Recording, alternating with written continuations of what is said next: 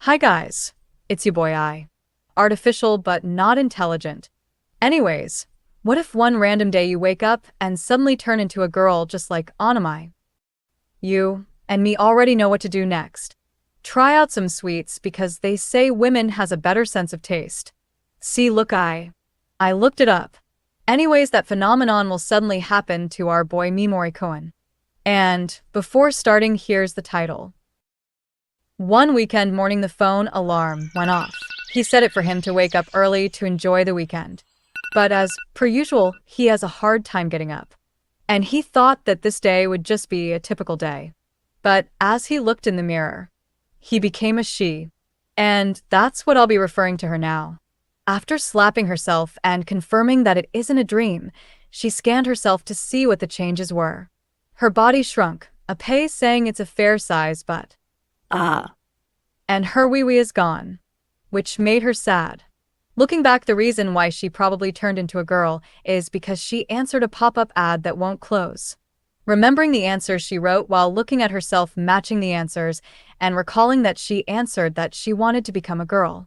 She shouted that she liked to turn into a girl, but she didn't say she wanted it. The floor here is made out of floor.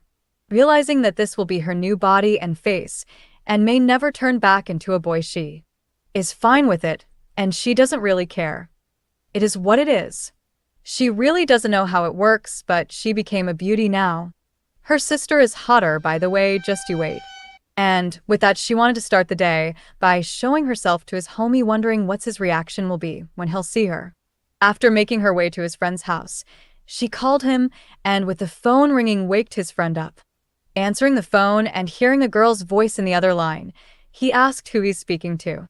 Mimori answering it's Mimori got him confused and asked about her voice, but she brushed it off and saying that she's already at the front of his house.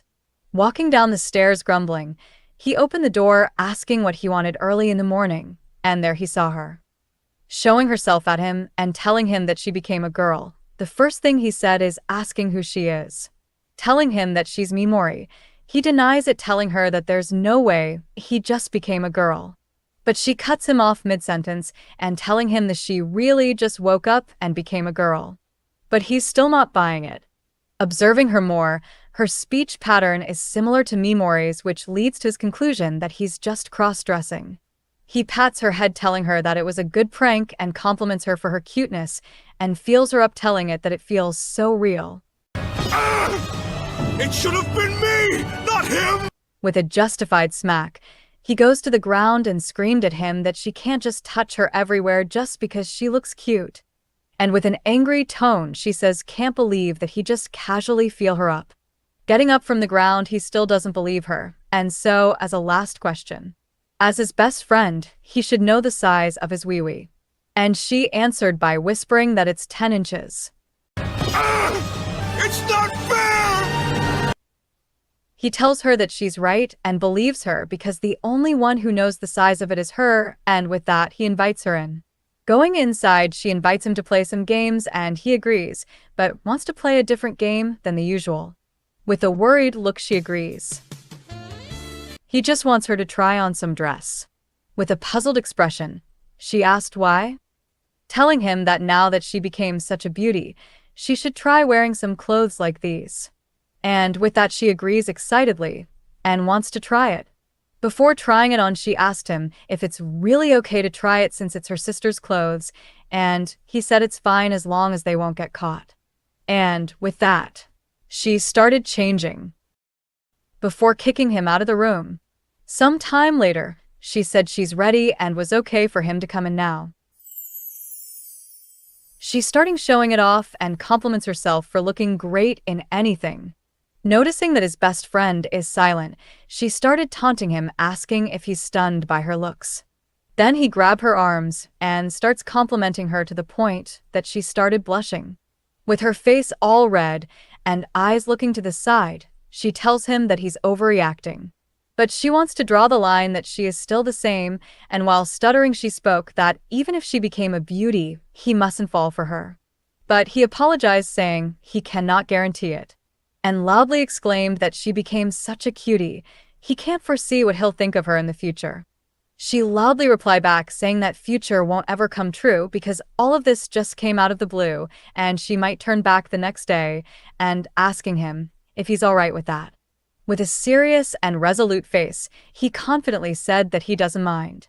So plot twist, he's gay from the beginning, saying it doesn't matter, he'll still love her in any shape or form. After the whole proposing thing, he really asked him that what if she really won't turn back? There's a lot of mystery and question, but they brushed it off again and asked if she wanted to cosplay. And with a radiant smile, she agreed. The story continues with Mimori telling Kasugi that's his name. I noticed I never said her name in the first one. That he can't return back to a boy, and asking him if he still wants to be her friend. And as his homie, he says no matter what your body is, you'll always be my best friend. Turns out that it was only a dream. And that is the intro of this next chapter. As Kasugi waits for Mimori, he started fantasizing how she looks and starts shivering, making the other person beside him get worried. He thought that all that was yesterday was some kind of dream and it never actually happened, but then a female voice called out his name. It was Mimori, who called him, wearing a schoolgirl uniform with a little sweat coming down her cheek, probably from running. He gets stunned for a few seconds, starts to pat her down, then hugging her, saying it wasn't a dream.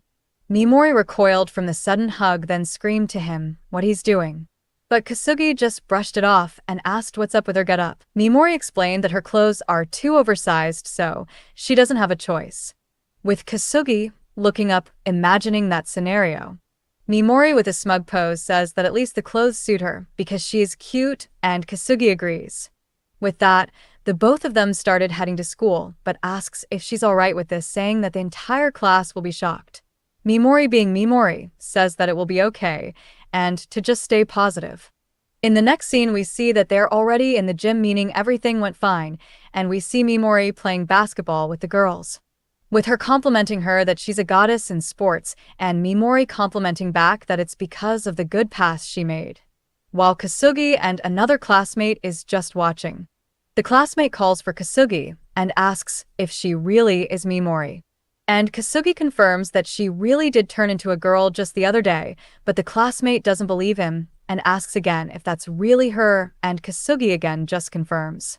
Then he explains that he and all the boys saw her almost taking her clothes off at the start of PE class, confirming that she's a girl. With Kasugi stopping right before she's about to unbutton the last one, reminding her that she's a girl now. The classmate says he thought she was a boy, believing that she was never a guy in the beginning, and still can't believe that someone can just turn into a girl. Then Kasugi once again points at Mimori and says that it's possible. After that conversation, Mimori grabbed Kasugi's attention by waving her arms, calling him, and asking if he saw her shot while approaching the both of them. Kasugi says he saw it, saying it was a lovely shot. Mimori explains that her new body and height makes it a little difficult, but once she got used to it, it became fun.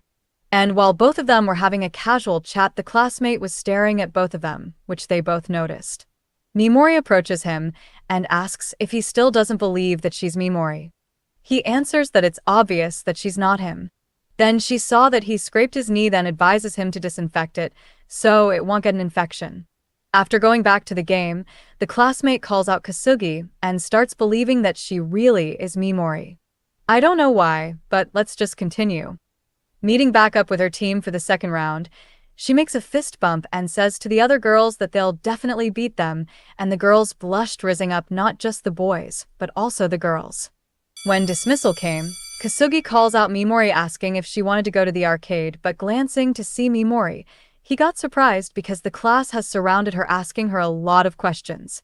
Seeing that Mimori is becoming popular and chatting with other people, he felt lonely with this expression.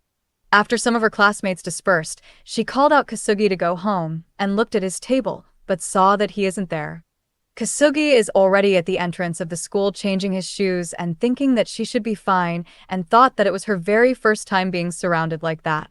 He said to himself while chuckling that he never went home without her, and is glad that she's enjoying herself and happy that her best friend became very popular. Then felt alone and whispers that he's a bit lonely. Then loudly laughs, pushing away that lonely feeling, and says that it's fine, he can't be Mimori's partner forever. But then suddenly Mimori loudly says that she finally found him.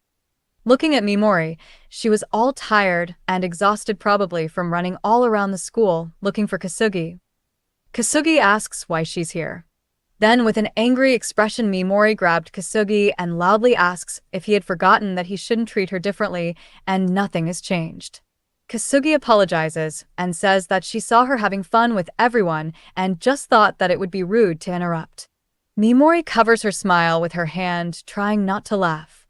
She told her that indeed, she suddenly became popular because she became a girl. However, won't matter if she's a boy or a girl. It doesn't change the fact that he is his best friend. And with that, he tells that it's time to go, but noticing that he isn't moving, he goes back to check if he's alright and saw his face all red, clearly blushing, and after some back and forth they decided to hit up the arcade, but before leaving, a girl notices them and whispers Mimori-senpai? Yuri. We start off part 3 with Mimori napping in class. Then suddenly jolts up and loudly says she'll have some more. With her still being half conscious, Kasugi bonks her to wake her up and asks what she's dreaming about. Then Mimori tells him that he promised to take her for some Japanese barbecue. And with a smile, Kasugi tells her that he did, but only in her dreams. With Mimori being fully awake, he tells her that they should head home now, but suddenly Mimori saw that someone texted her. Mimori calls out Kasugi and tells him that she has something to attend to. He asks if it's something quick, and Mimori replies that she doesn't know and tells him that he can go home without her if she isn't back in 10 minutes. In the next panel, we see that it's in the back of the school and see a girl saying that she's nervous. Her heart's racing badly and tells herself that maybe she should just go home, but shakes the nervousness off and loudly denies it, saying that today is the day she would finally confess her love to Mimori-senpai. Then she glances at the dog keychain, and here we see the reason why she fell in love to Mimori. During open campus, she was lost, not knowing where to go. Then Mimori approached her. She nervously explains everything. Then Mimori noticed that she's clutching a Shiba keychain. He points it out and says that it's cute. Then he brings out his own Shiba keychain and says he also has one. Since that day, she started falling in love more and more, but recalls that she also had been failing to confess again and again. So today she vowed to herself that she would definitely confess to her and started praying to her Shiba Inu keychain. Then Mimori finally came and apologizes for letting her wait, but her sudden call startled her. She turns around, but what she saw is a person she did not recognize. After some time explaining everything to her, she wants her to confirm that she's Mimori-senpai, but suddenly turned into a girl. And with a wide grin, Mimori confirms. She then tells her that all the boys in her class shat themselves. They stared at her face, all red, all embarrassed, and she find it super funny. Then praises herself, saying being such a cute girl like herself, she is quite hard to resist. But with all that sudden explanation, she got all confused and doesn't know what's going on. She contemplates to herself if it's true that she really turned into a girl and asks herself if she really is Mimori-senpai. She glances at her and thinks that she doesn't seem to be lying. With her looking closely at Mimori, she asks if she has something on her face. She says no and tells her that she just has a really cute face. After that, Mimori closes up to her, grabbing her back and about to hug her, saying, "Is that so?" But she got flustered by the whole thing and backs up quickly, making Mimori confused and asks what's wrong, and she nervously replies that it's nothing. Then she remembers that she has to confess. She loudly says "senpai," startling Mimori, and replies that she's listening. But with a throbbing heart, she tries to confess, but can't properly blurt out what she wants to say. Then she thinks for a moment that now that her senpai became a girl, what now? She thinks about Mimori and thought to herself that there must be things that she's struggling with and thinking that she should take the lead. And by doing so, she can make Mimori fall for her, imagining herself carrying Mimori. But pushes all of that thought off and saying that it's all indecent, but also saying that it doesn't sound too bad. Mimori, seeing all the actions she's making, she calls her name Hinata and asks if she's alright. Noticing that she's too close to her, she flinches back and asks what she's doing. Mimori replies, "That's her line." Then says she would be happy to listen to what she wants to say, and will gladly help with any problems she has. Hinata collects herself for a moment, then asks if it's okay if she says something odd. Mimori got confused by that question, but says that it's fine. Then Hinata holds Mimori's hand and asks her senpai if she can become her girlfriend. Yuri. They both looked at each other for a moment. Mimori, taken aback by what she just said, asks to come again. Hinata pulls Mimori closer and tells her that now that she has become a girl, there must be tons of things she doesn't know. Mimori confirms it and says there are some habits that she has to change. Hinata asks what she usually wears and tells her she wore the clothes when he was a young boy. Yeah. She loudly says she shouldn't wear those and scolds her for wearing those while having a cute face. She asks if she's free on Sunday, and Mimori confirms that she's free. Therefore, with a determined face, she loudly tells her that they would go shopping then. Hinata tells her all the clothes they should buy and shops they should be visiting, making Mimori overwhelmed. Mimori grabs Hinata's attention and tries to avoid going through all that, not wanting to go, but Hinata grabs Mimori and says to trust her, that she would turn her into a woman. Yuri. Mimori misunderstands and tells Hinata that she's quite indecent, and Hinata explains herself, saying that she didn't mean it like that. Mimori laughs, just teasing her, and says that she would put her faith in her and calls her Hinata-senpai, which made Hinata blush. After that, they both decided to head home and chatting what time they should meet up, then see Kasugi standing at the gate. Mimori asks why he's still here and replies that he's waiting for her. Yaoi. Seeing that Hinata is with her, Kasugi casually greets her and greets him back. Mimori asks if they both know each other, and Kasugi tells her that they both are in the student committee. Then Kasugi asks what they were both doing together and jokingly asks if it was a love confession. Hinata, with her face all red, loudly says no, and Mimori casually denies it, but holds Hinata's shoulder and tells Kasugi that she promised her a date and they were just planning it out. Both Hinata and Kasugi got shocked. Then yanks Mimori and says that she's sly, but can't date a cute girl like Hinata that easily, thinking that she's lying. Mimori tries to flex at Kasugi that she promised they're gonna go visit shops together, but Hinata loudly says that it's not a date, and loudly exclaims that she just wanted senpai to make her a woman. Yuri. Kasugi got shocked by Hinata's confession, and Mimori tells her that she really is being indecent today. After that, the three of them walked home with Hinata all embarrassed, and Kasugi asks if he can tag along, but Mimori shuts him down, saying that no boys allowed. In the next scene, we see that Hinata is already at home and talking to someone on the phone, telling the person in the line what had all happened and saying that she finally got a date with Mimori. The other person on the line congratulates her and asks if the confession pan out great then. But Hinata freezes for a while, not saying anything. Being silent for a while, the person calls for her name. Then Hinata replies back that she forgot to say it. And with that, Hinata's confession have failed again. That's where chapter 3 ended. But don't click off yet, because I decided to add the extra chapter. We start off at Kasugi's home, opening the door, and says that he's gonna go buy some stuff, and asks if she wants to tag along, but replies that he can go on his own. Kasugi narrates that her name is Kyoko, she's her little sister, and has a deadpan face. Kasugi asks again that he's going for a stroll at night, and invites her, but she again declines. Then, as a last coax, he tells her that he's going to get ice cream, which made her pause, then turns around and saying that she'll go. And in his mind, he thinks that she's cute. After going out from the store, they walked back home, with Kyoko munching on the ice cream. Kasugi, being a concerned older brother, questions, "Isn't it a bit cold to have that right now?" Kyoko replies Weaver, and he replies back, telling her to speak when she's done chewing. Then, as he's shyly about to ask her something, she cuts him off and asks if he's about to ask something dirty. He quickly says no, then tells her that she's always up late studying for her entrance exams and asks if she's stressed out, and as his older brother, he's worried. Then she finally found out why she eagerly wants to take her out. She asks if she took her out to get her mind off studying, and Kasugi agrees but asks her not say it out loud because it's embarrassing. Kyoko says that she would be happy if she's able to go to the same school as his big brother, that's why she's studying hard. We start off chapter 4 with Hinata choosing clothes for her big date. She calls out Kyoko, calling her Kyo-chan, and asks her if these clothes will suit her. and she tells her that it's cute but she still isn't sure.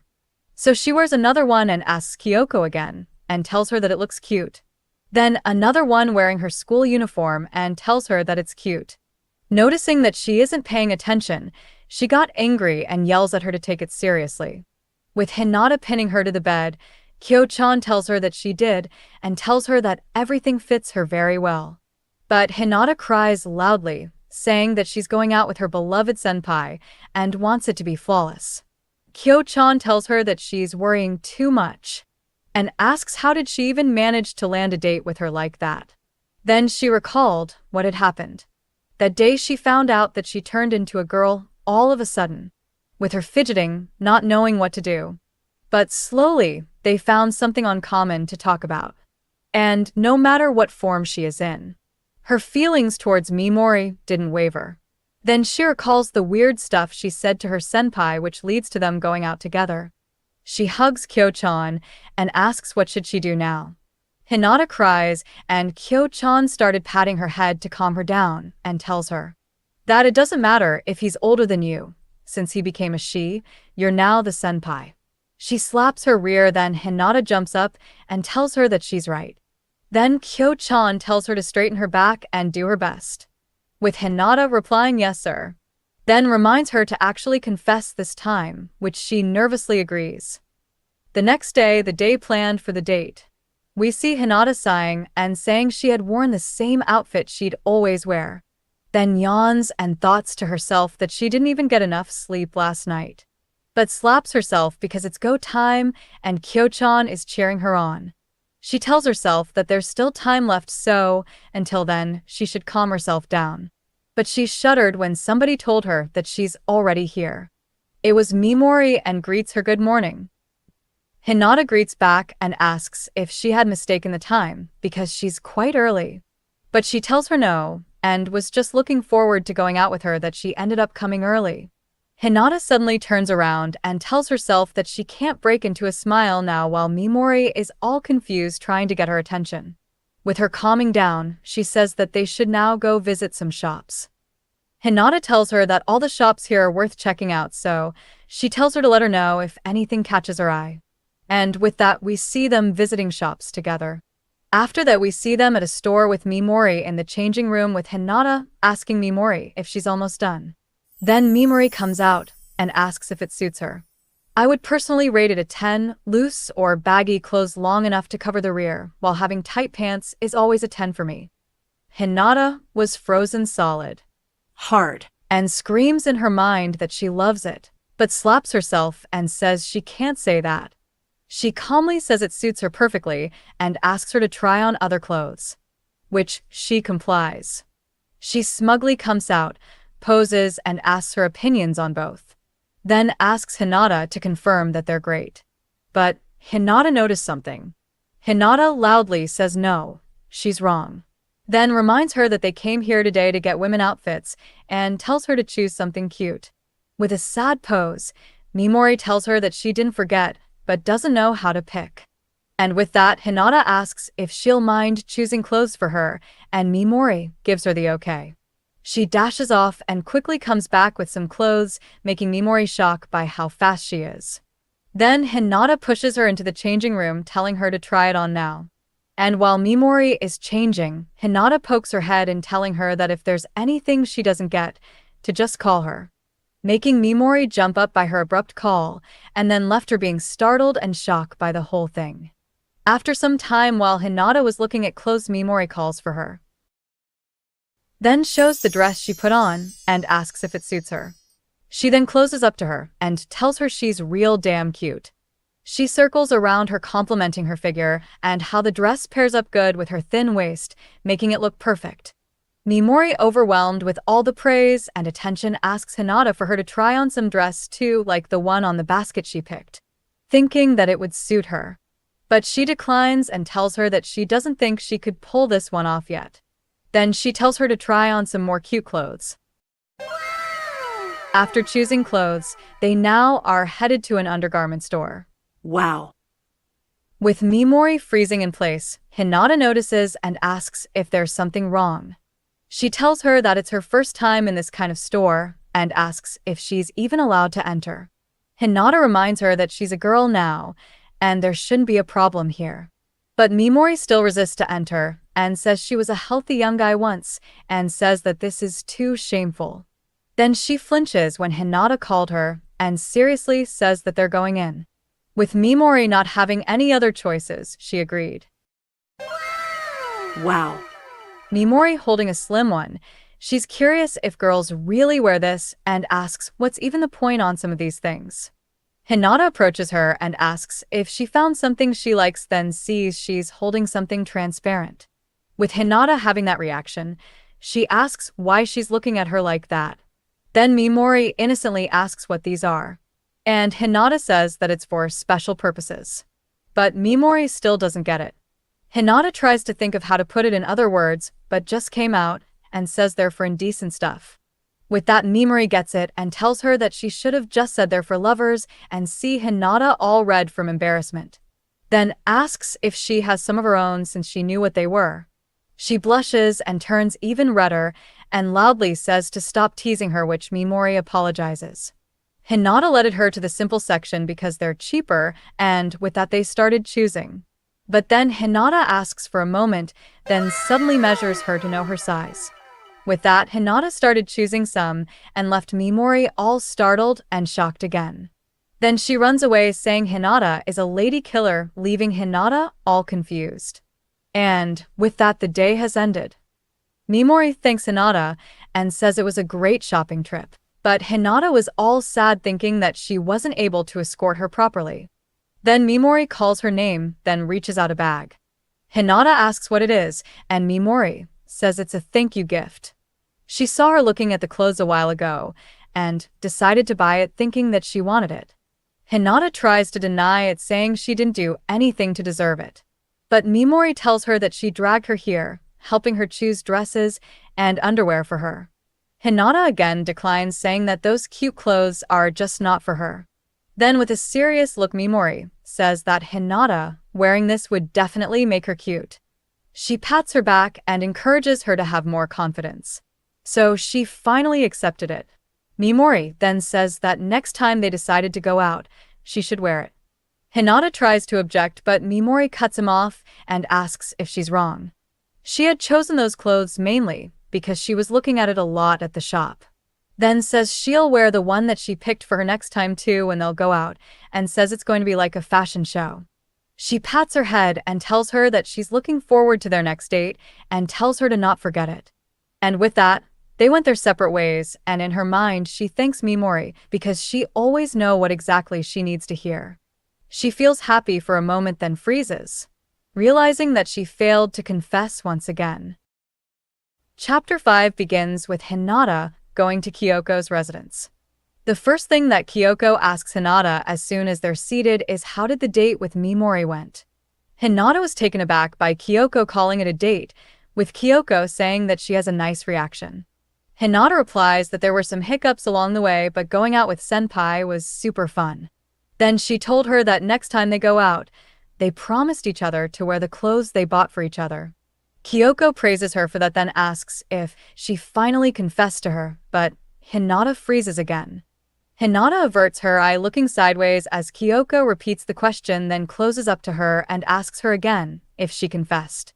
Kyoko, already knowing what the answer is, pokes Hinata's cheek and asks what is she doing. Hinata apologizes, but Kyoko comforts her, saying she already had a feeling. Then tells her that it's fine since the two of them seems to be getting closer, and tells her to go at her own pace. Hinata thanks Kyoko as she pats her head, then the door opened with someone saying they're home. It was Kasugi and greets her younger sister, then sees that Hinata is with her and greets her too, with Hinata surprised greeting him back. Kyoko asks if they know each other and Kasugi confirms. Then Hinata surprised asks Kyoko why didn't she inform her about this. But Kyo-chan just kept munching on her ice cream. Then Kasugi goes up to Kyoko and asks her too as to why she didn't tell her about this. Kyoko asks what he's talking about. Kasugi asks when did she made a cute friend like Hinata and why didn't she informed him about it. With Hinata hearing the questions, he then tells Kyoko that as his big brother, she should introduce her friend to him. Kyoko, sensing something off, asks what he's aiming for and says, "What a turn off." Kasugi, having a sister complex, tries to fix the misunderstanding and tells her that he's just looking out for her. While the siblings are having an argument and Hinata not knowing what to say, another person walks in. It was Mimori, and as she's walking in, she tells Kyoko that she got the game she requested, but as she's finishing her sentence, she looks up and sees Hinata is with them. Hinata blushes and got surprised by Mimori's unexpected entrance. She jumps up to Kyoko and asks why Mimori's here. Kyoko, all confused, asks what does she mean, then greets Mimori with Mimori greeting her back. Hinata again asks what's going on. Then Kyoko finally tells her that Mimori-kun is both their childhood friend. Processing all the information, Hinata tells Kyoko that she should have told her these things.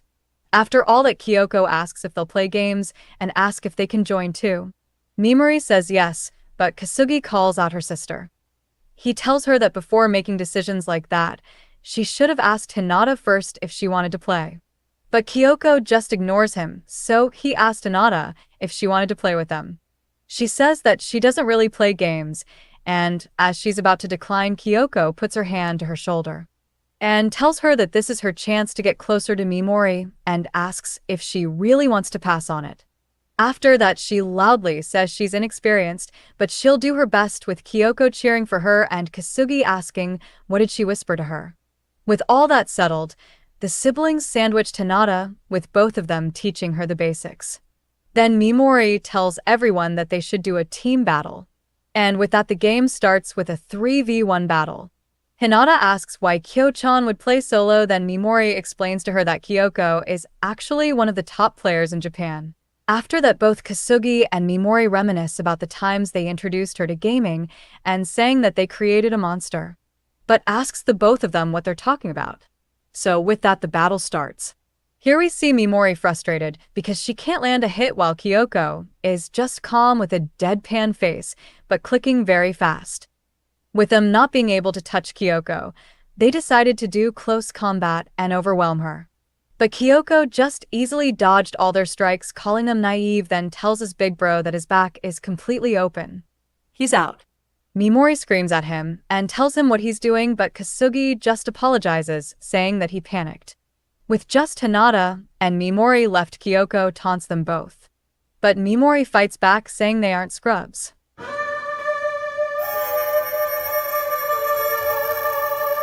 She assures Hinata, saying she'll always protect her, with Hinata blushing by what she just said. And with that, it's go time. She's out. Joa. Mimori apologizes to Hinata because she wasn't able to protect her, but Hinata reassures her that it's fine. With that, round 2 begins with a 2v2 between best friends, but before starting, Mimori whispered to Kasugi about something. Then Kasugi raises his hand, calling her Kyoko-san, then asks to give them a handicap. Kyoko makes fun of them, calling them pathetic. Then Kyoko asks them if she should then reduce her life to 1 while everyone has 3 lives.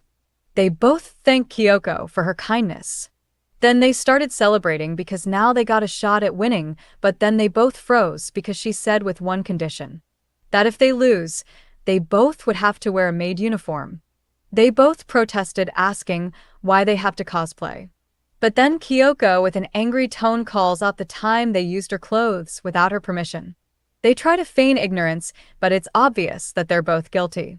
Having no other choice but to agree, they also made a condition that if they'll win, she's the one that will have to cosplay, and Kyoko nonchalantly agrees. Hinata asks Kyo-chan if she's really fine with it since she might hold her back, but Kyo-chan reassures her. She tells her to just have fun and not to worry about it because she'll back her up.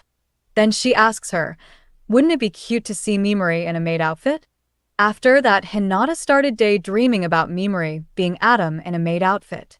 She snaps back to reality and loudly proclaims that she won't lose and that service will be hers.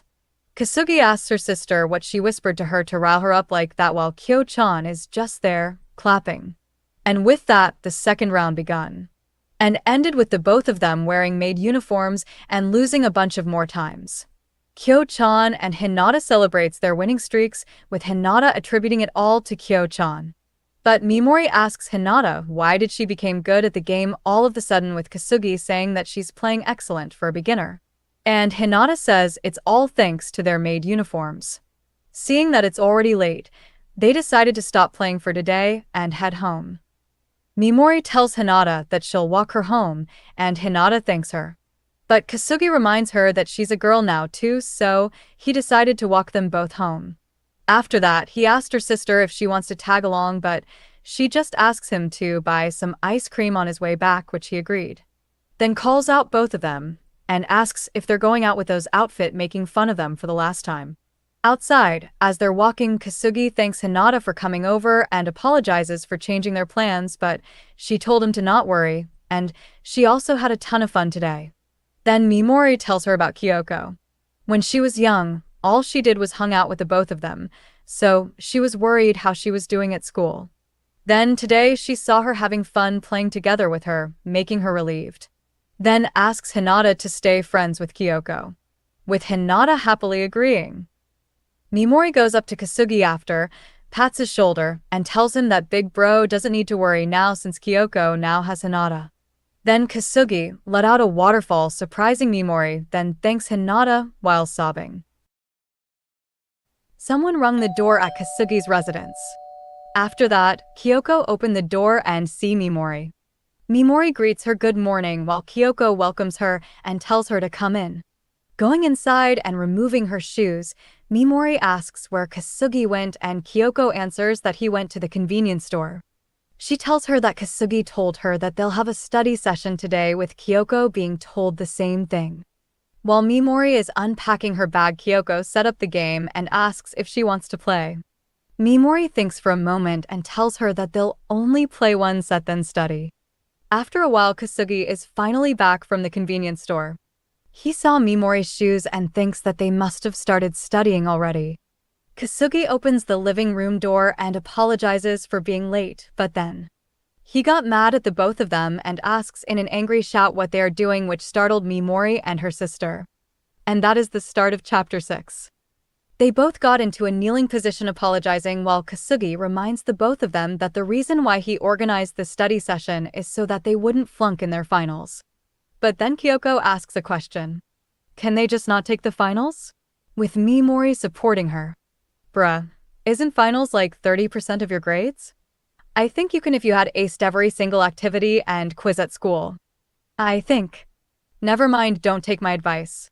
Kasugi refuses their plan and tells them that if they would fail even one subject, half of their summer break will be spent taking supplementary classes and make-up exams, and asks them if they really want that. Both of them freezes for a while, letting the things that Kasugi just said sink in their heads.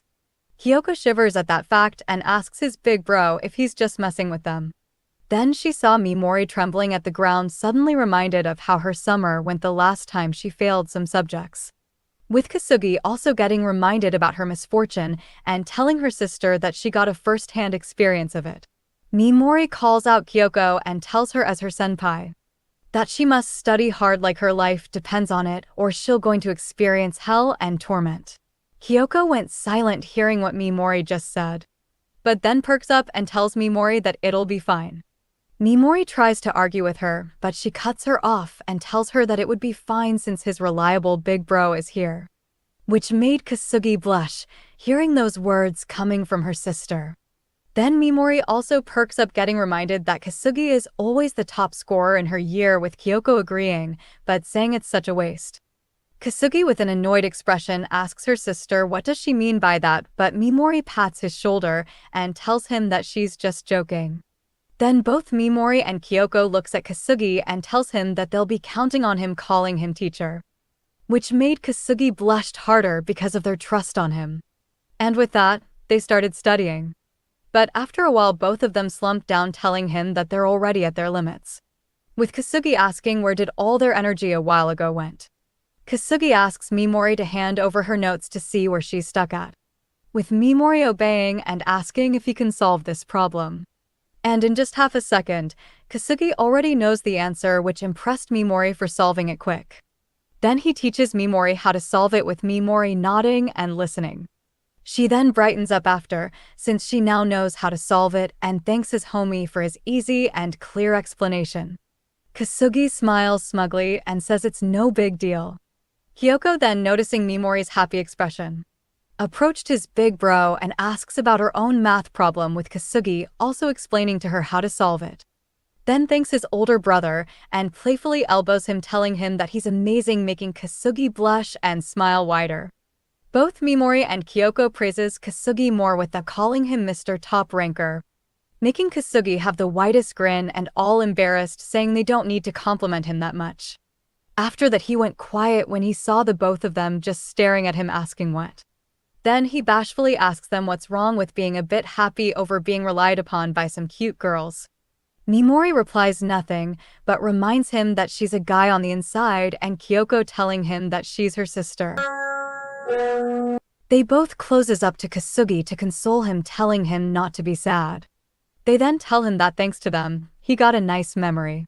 But Kasugi tells them to stop rubbing it in and started crying. A few hours have passed and we see both of them exhausted, finally done with their work and saying they don't want to continue anymore. But Kasugi tells them that they only just finished one subject. After that, Kyoko jumps up and asks his big brother for a break and finally play some games, since she finished one subject, which Kasugi allowed. Kyoko dashes to the console happy to start playing, then Mimori noticed that Kasugi is going to a different direction. Mimori asks Kasugi what he's planning, and Kasugi tells her that since it's almost lunchtime, he should cook some food. Mimori asks if he needs some help preparing, but tells her that it's fine and to just go play with Kyoko, which she complied. After a while, Kasugi already prepared the table and calls out to the girls saying lunch is ready. Mimori, hearing that it's ready, dashes to the table immediately. Seeing that her sister is still at the chair, she calls for her to eat lunch, which Kyoko replies that she's just saving the game. After that, she also went to the table, and with all of them seated, they started eating. With just the first bite, Mimori says that it's super delicious. She repeatedly whacks his homie's back and tells him that his cooking is always the best. Kasugi, with a smug look, thanks her. But then Mimori noticed something and calls out Kasugi again. She points out that he's an amazing cook, which Kasugi again thanks her. He's intelligent, always the top one in class, which Kasugi confusingly thanks her praise. Then she says that he's also better looking than the average. Hearing all those compliments, Kasugi asks her what she's getting at. Mimori, confused, asks why he's not popular. Kasugi replies back saying that she should already know the reason why. Kasugi recalls the time he was trying everything to be popular when they were first years, with Mimori agreeing, saying that the both of them were really desperate back then. Kyoko, with a killing blow, says that in the end neither of them became popular. Then she singles out his big brother and tells the reason why he can't rizz up anyone, which made Mimori and Kasugi listen. She tells him that he's too perfect, to the point where women would condemn him as disgustingly perfect. Kasugi, getting damaged by what her sister just said, Mimori tells Kyoko to be more subtle about it, but Kyoko has more stuff to say, so Mimori tries her best to stop her from murdering his older brother. Recovering from the injury, he calls out Mimori, then asks her how many girls confessed to her since she became a girl. She tells him none, but Kasugi is not buying it and asks why she didn't go out with any of them. She tells him that she has her reasons, then recalls how they were fighting for her and says that they were very scary and like they aren't even humans. But then she looks up at Kasugi, then tells him that if he'll ever get a girlfriend, he might not have the time to hang out with her anymore, which made her feel a little lonely thinking about it. After that heartfelt confession, both Kyoko and Mimori see that Kasugi is all silent, quivering, so Mimori asks what's wrong. After that, Kasugi, blushing, looks at Mimori and asks if she likes him. Mimori quickly denies it. But Kasugi isn't listening and proceeded to kneel in front of Mimori, holds her hand, and says that his feelings towards her is the same. Mimori again tries to deny it and tells him to stop doing that. Kasugi then, with a serious face, proclaims that he would treasure her forever for the rest of their lives. Not being able to get into Kasugi, she calls out for her sister, asking for help. But Kyoko just thanks for the food and the show. She again tries to break Kasugi from his trance, to no avail. Then she tells him that it's time to continue the study session, which finally made him snap back to reality. But Kyoko was not enthusiastic by that, as Kasugi is telling Mimori something. Kyoko tries to silently escape, but the door creaks as she was opening it, which both of them took notice. Kasugi closes up to her sister and asks where she's going, making her lose hope in escaping. Kyoko becomes sad, goes to Mimori and blames her for letting him get reminded by it. Mimori apologizes, not having any other choice, and tells her that she'd buy her some ice cream later. And with that, Kyoko turns 180, asking her to promise, with Mimori thinking that she really loves ice cream. But then Kasugi interrupted their conversation, saying that they should now continue. Kasugi tells the both of them that he now won't go easy on them. Kyoko tries to protest, but then Kasugi tells her that she won't get any ice cream if she won't be able to answer the problems.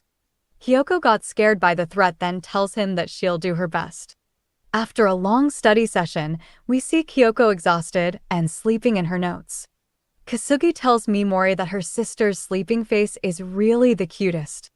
Mimori reminded him that the reason she's like that right now is because of the overwhelming pressure he's emitting during the study session. But Kasugi tells him that he's like that because of them being hopeless at studying. Kasugi carries her sleeping sister towards the sofa, and since Mimori doesn't want to disturb Kyoko, she decided to head home. Kasugi asks Mimori if she wants him to walk her back, but Mimori declines, saying it's still bright outside. Kasugi lays her sister down in the sofa, then suddenly sleep talks, asking about her ice cream. Mimori comments on how she really loves ice cream, with Kasugi putting cover on her agreeing. After that, Kasugi calls out Mimori and reminds him the time when she told him that no matter what she looks like, she'll always be his best friend, which Mimori confirms. Then he tells her that no matter what changes, he'll also always be her best friend. With that unexpected declaration, Mimori got all embarrassed and asks why is he suddenly saying all that stuff right now. She then turns around, telling Kasugi to take care of her then in the future. Then suddenly Kasugi perks up and asks if they're now going out then. Mimori denies it and reminds him that time she told him to not fall for her on the very first day she became a girl, with Kasugi reminding her of him not agreeing to that. And see Kyoko actually awake, smiling from hearing all the conversation. Bruh, she's supporting both teams. And before going out, Mimori turns her head around and tells Kasugi to always stay friends with her and calls him her partner. Kasugi blushed by what Mimori just said and tells her that he really is unrivaled. Don't click off yet, because I added the extras in the first volume, kinda like OVA. This is her hot sister's first appearance. So, when Mimori just became a girl, she asked her older sister about her old uniform since her own uniform was now too big. She turns around, finding it, wondering if she still has it in her closet, with Mimori thinking she might get late and would have to wear her loose uniform. But quickly her sister found it, with Mimori surprised on how fast that was. She also told her that it's already been dry cleaned, which made Mimori more surprised, asking if she's a psychic. In the next story, we see Kasugi and Mimori racing, with Mimori winning the race. As punishment, Kasugi buys Mimori some drink and says she's still athletic even with her body changing, with Mimori praising herself. Then, unexpectedly, Kasugi puts the cold drink in Mimori's cheek, surprising her, letting out a squeal. Kasugi compliments her, saying that it's cute, then asks her to do it again, but Mimori embarrassingly refuses. In the next story, we see Hinata with the clothes that Mimori bought for her. She tries it on, hoping that it would fit, and was happy when it did, but says that it's a little tight around her chest. Then, suddenly one of the buttons snapped off. After that, she's crying as she's fixing the clothes that Mimori brought for her. In the final story, we see Mimori and Kyoko gaming, with Kyoko easily winning and Mimori saying that it's a complete shutdown. After that, they went back to studying. Then Mimori asks Kasugi where he ranked on this year's mock exam, with Kasugi nonchalantly replying that he ranked in the single digits. She stares at the siblings, with Kasugi asking why she's staring super hard at them. She tells him nothing, but in her mind, she thinks that the two of them are too amazing. Also, here's a colored panel of Kyo-chan acting smug and mighty. The story starts with Kyo-chan and Hinata coming back from shopping and deciding to hang out at Kyo-chan's place. Kyoko telling Hinata that since they bought swimsuits, they should invite Mimori now to go swimming to show it off. Hinata was taken aback by the sudden suggestion and asked if they should really go today. But then Hinata calms down and says to her that tomorrow is their final, so they should just study. With Kyo-chan realizing she's right and agreeing with her. But as they come into the living room, we see Mimori having a tantrum saying she doesn't want to do it, which made the girls shocked and confused. And that is the start of the chapter. Kyoko pokes at Mimori and asks his brother what's wrong with her. Kasugi tries to explain, but then Mimori shouted that she's sick of studying and wants to go somewhere to take a break. Kyoko hearing that Mimori wants to go somewhere, she asks his big brother to go to the pool, which caught Mimori's attention, but Kasugi immediately shots her down. Hinata also tries to dissuade Kyo-chan, but Kyo-chan says that they just bought swimsuits. And then as a final push to convince her, she asks Hinata if she wants to see Mimori in swimsuits. And with that she's on board, and also tries to convince Kasugi enthusiastically to go to the pool. Seeing Hinata turn 180, Kasugi asks her sister what she's always whispering to her to make her like this. With all the girls wanting to go, Kyoko tries to persuade his big bro, but he's still hesitant. After that, Kyoko pulls out a cute pose and cutely asks his big bro to take a break just for today. Kasugi, having a sister complex, turns his head around and finally allows it, which made Kyoko pleased and says in her mind that he's too easy. With everybody on board, Mimori decided to head home to get her swimsuit with Kyoko waving her off, but then Kasugi calls out to her and curiously asks if she really has one.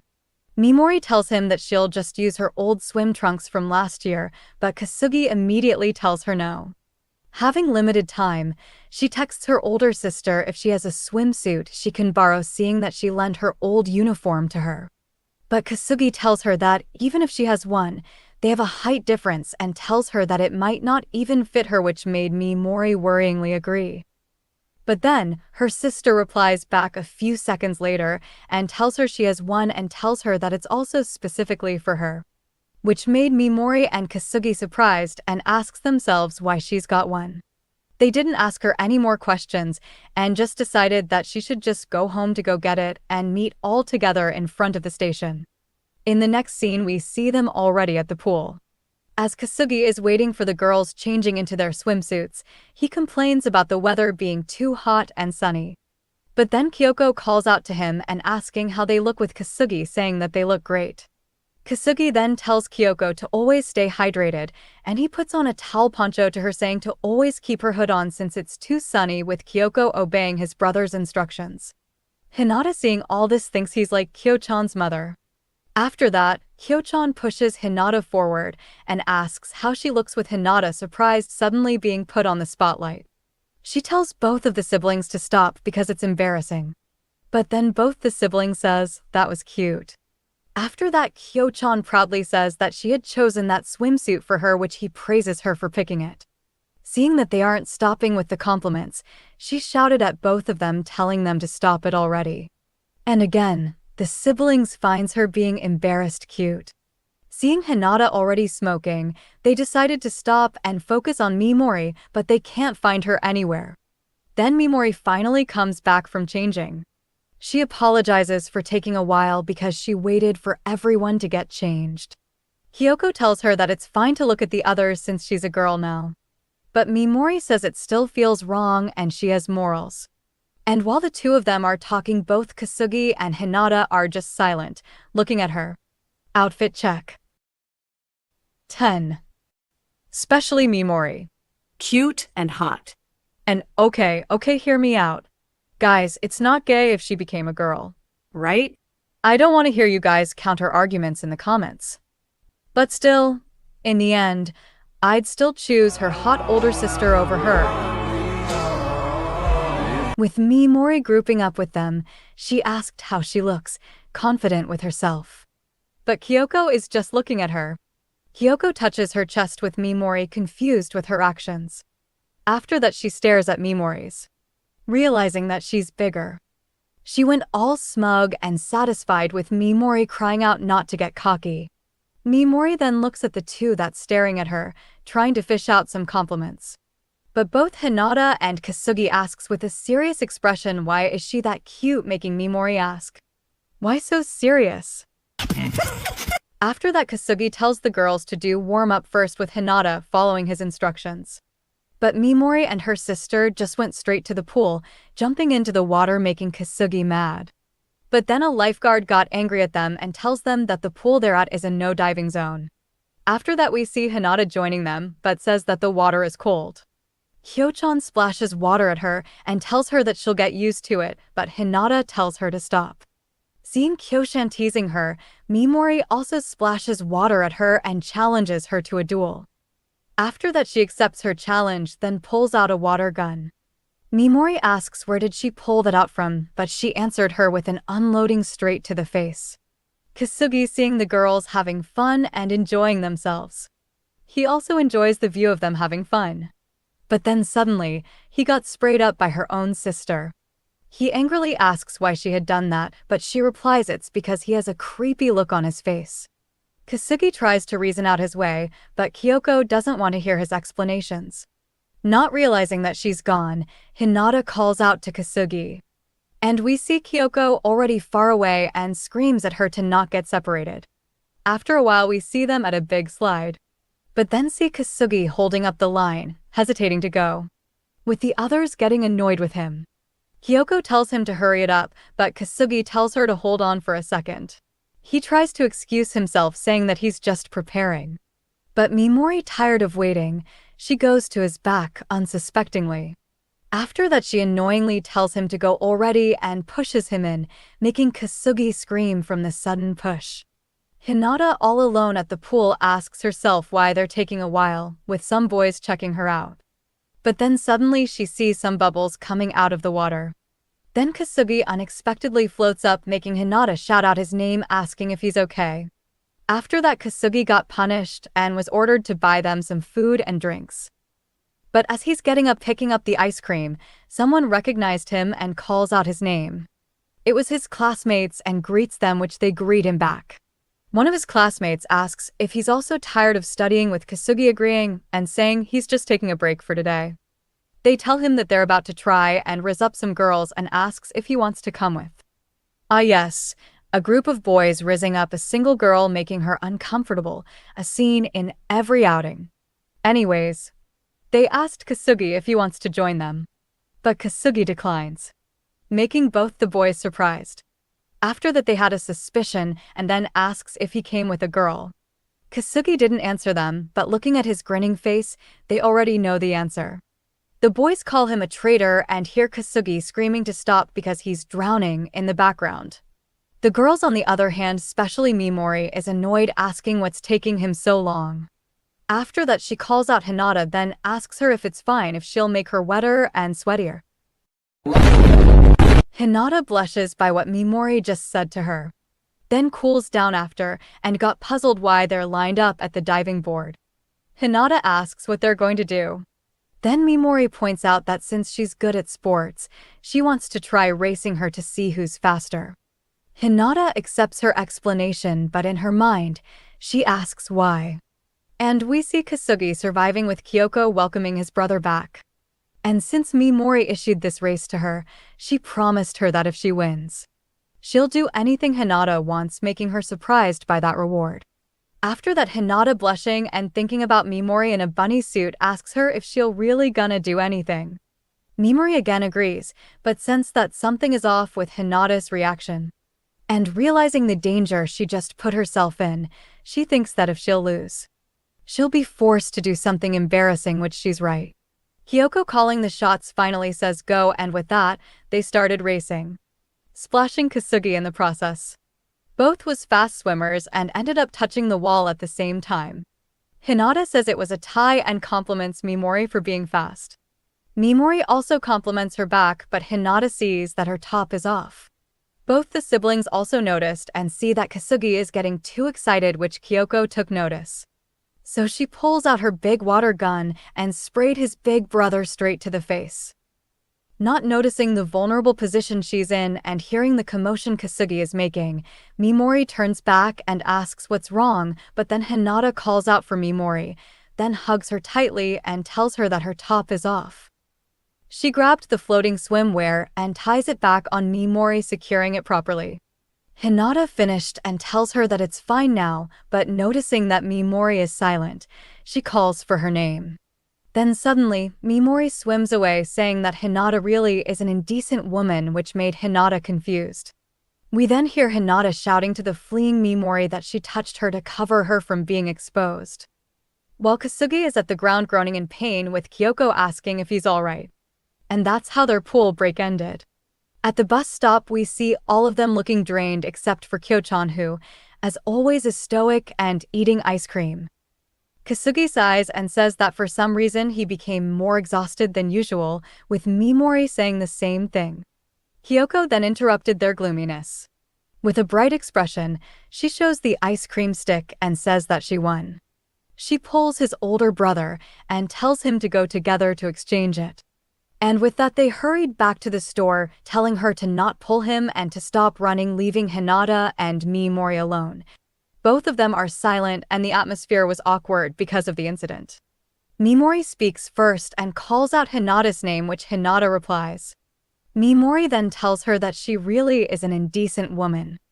Hinata was taken aback by what Mimori said and tries to deny it. She then asks Hinata why did she touch her front then.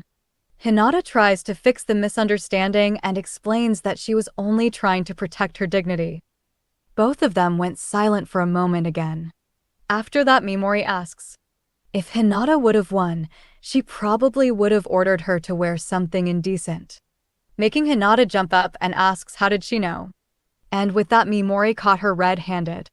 Hinata panics and explains that she just thinks she'll look cute in a bunny suit. Seeing Hinata turning redder by the second with steam coming out, Mimori laughs and tells her that she's a dummy and was just messing with her, making Hinata realize that she was just teasing her. The siblings were also already back for a while now and comments that Mimori was being mean to Hinata. Mimori, clueless of Hinata's feelings towards her, asks what she's talking about. But Kyoko just answers that she's also a dummy. After that, Kasugi calls out to the girls and says, now that they took a break, they should now go back and study for the finals tomorrow. But both Kyoko and Mimori holds his shoulder and try to convince him that they should have fun now that it's summer break. Kasugi got angry at them, saying they still have school and worst is that it's their finals tomorrow. And with that, they are back at Kasugi's place, forcing Mimori and her sister to continue studying. And that's the end of chapter 7. The story continues after they finished their final exams. The teacher called for Kasugi and handed his performance. One of his classmates called for him and asks how he did in the exam. Kasugi looks through the paper, seeing all of his scores in each subject. Then replies that he made some mistakes, but it's not too bad. His classmate then replies that he again then is the top scorer, just like usual. Then both of them noticed Mimori with her soul coming out, crying out that it's over. Kasugi worryingly asks what's with her half-dead state she's in. Mimori, assuming her own fate, just looks at the window and thinks about her summer vacation being jam-packed full of supplementary classes. But Kasugi tells her to not get too sad since she still haven't seen how she did. Kasugi then hands her his paper, telling her to look. And we see Kasugi getting 490 points. Mimori got mad and asks him is he's messing with her, thinking that he's flexing his scores. But Kasugi denies it and tells her that since he scored well, she should also have done well since both of them studied together. Mimori processes what Kasugi said for a moment, then suddenly realizes his logic, saying he's right. Kasugi then comforts her, saying that if she flunks, he's also going to attend supplementary classes with her. Now that's true love. But then a new challenger approaches. A girl. She calls out Kasugi, then loudly proclaims that this time, she, the marvelous Saiga, would take first place and will finally defeat him. And that is the start of this chapter. The whole class went silent for a moment. Both of them stared at her for a while, not knowing how to respond. Then the teacher called for Mimori to get her scores, which she answers, leaving just Kasugi staring at her. Then he finally spoke up and awkwardly asks her what's up, calling her princess. But she yells at Kasugi, asking what's with the late response. Princess then became gloomy and tells him that she sacrificed countless nights off sleep. Kasugi, hearing what she just said, then responds that she should maybe take a nap then. But she only shouts at him to listen to her. She then tells her about the last year's entrance ceremony and how the top-ranked student in the entrance exam will be chosen to address the new class. She tells him that she had a very excellent score in the exam, confident she's the top scorer, and also diligently prepared her speech, which is very thick. But when she thought it's finally her time to shine, they called him out instead of her. And to rub salt to the injury, he started stumbling on his own words, trembling, making it a very dishonorable speech. She then ends it, yelling at him that she even heard he nearly got full marks at that exam, which is very frustrating, asking him what's wrong with him, making Kasugi surprised. Then became bashful and thanks her for that compliment. But Princess loudly tells him that she wasn't praising him. She then proclaims that ever since that day, he and her have been eternal rivals, making Kasugi confused, not knowing he's been competing with her. She then admits that sadly she didn't beat him, not even once, in any test or activity. And as she was about to shyly say something to him, we see Mimori running towards the both of them. She then, with a bright and wide smile, joyfully says that she passed, not failing any subject. Kasugi congratulates her and Mimori tells him that they can now have fun and enjoy summer break together. Princess then suddenly holds Mimori's face, with Mimori wanting to share to her the results too, telling her that she worked hard to get the score. But Princess just started squishing Mimori's cheek, making Mimori nervous and confused. She then turns her head around Kasugi and asks him if she's really Mimori-san. She then yells that she was so concentrated on her studies that she didn't know she became a girl. And a Q1 at that. She then yells that she's jealous and it's unjust. Not only Kasugi is blessed academically, he also got an attractive and beautiful girl best friend. Mimori, seeing and hearing Princess's loud actions, got her scared and apologizes to her for being a cutie, but Princess loudly tells her that she's praising her. After that, she then tells Kasugi that, however, today, she would strip him from his title being the top class student. She pulls out a paper and hands it to Kasugi. She tells him that although it's just an estimation, she tells him that it's her highest record up to date, with both the two saying that it's higher than Kasugi's, which she replies precisely. The teacher then calls out Princess, then tells Kasugi to look and behold, as she's about to see her moment of victory. She confidently asks the teacher to give her the results, but tells her that she failed. That's just sad. She asks why. She tries to protest, saying there's no chance she got a low score, let alone fail, and shouts that there must be some sort of error. But the teacher just responds that there's no mistakes. Her answers were shifted over by one. Bruh, can they at least give her some consideration since he noticed it? At the very least, let her pass. She screams loudly, how is this possible? And seeing all the commotion she's making, their classmate says that Her Highness is smart, but she's a bit clumsy at times, with Mimori agreeing, saying that's how she is. But then Kasugi calls out to the both of them, then tells them that since the princess took interest on him, he asks both of them if maybe the princess likes him. The classmate and Mimori looks at each other for a moment, then puts their hand in Kasugi's shoulder, not saying anything, making Kasugi confused. After all that, the teacher tells the class that since everyone got their tests back, it's time to continue the class, which made Mimori dejected. The teacher tells them that he knows they're tired from doing their finals, so today they'll take it easy, and appoints them to a group of 4 because they'll only just do cooking class today, which made the students happy. And at the EC room, we see that Mimori and Kasugi was grouped together and waiting for their other members. Mimori sighs and says she just wants to be a taste tester. Kasugi then assures her that he'll help her, but Mimori thanks him, thinking he'll be cooking everything, which he denies. Then Princess, with a Santa laugh, Oju-sama laugh, calls out Kasugi and tells him that today, victory shall be hers. He confusingly accepts her challenge, but also tells her that they're in the same group, so he's looking forward to working together. The last member also came and sat together with Princess. She asks Princess if she can cook, and she confidently says absolutely. She absolutely cannot cook. She then assures her and says to not fret and to leave everything to her. But her admitting she can't cook and knowing she's a bit clumsy makes her worry.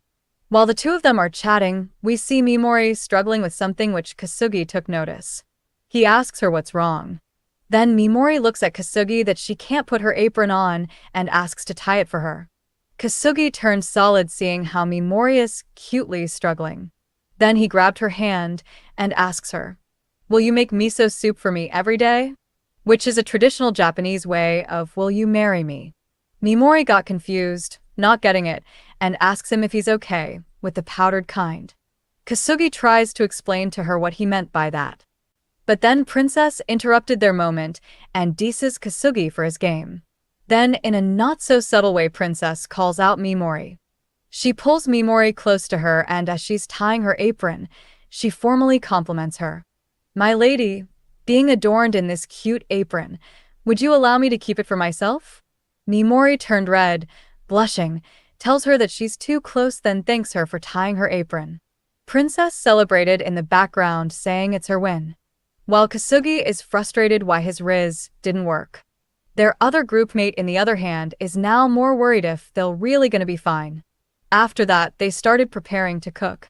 Kasugi instructs the two, who can't cook, Mimori and Princess, to just cut the vegetables and fruits to turn it into a salad, and asks if they can handle it. They both said yes, and he let them cook. After that, him and the other groupmate started peeling the potatoes for a nikujiga. If anyone's wondering what that is, it's Japanese meat and potato stew. But as she's peeling the potatoes, she tells Kasugi that every time she peels potatoes, they always crumble easily. Kasugi, seeing that she's struggling, give her tips and tricks to avoid it crumbling. He then starts yapping, explaining about some ways to store and cook potatoes.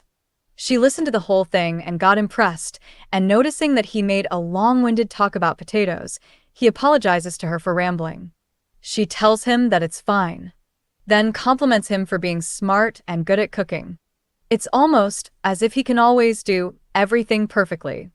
But hearing those words made him freeze, because it reminded him of what her younger sister has told him, being disgustingly perfect.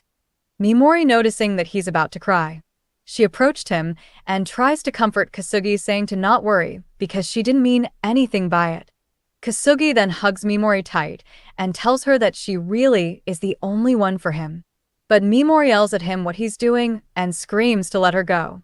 After that, they finally finished cooking. And with that, they started to eat. As Kasugi is getting some food, he calls out to Mimori. He then asks what did they made. But Mimori reminded him that he asks them to make salad. Kasugi asks them why it's like this. Mimori replies that she heard torn lettuce tastes better.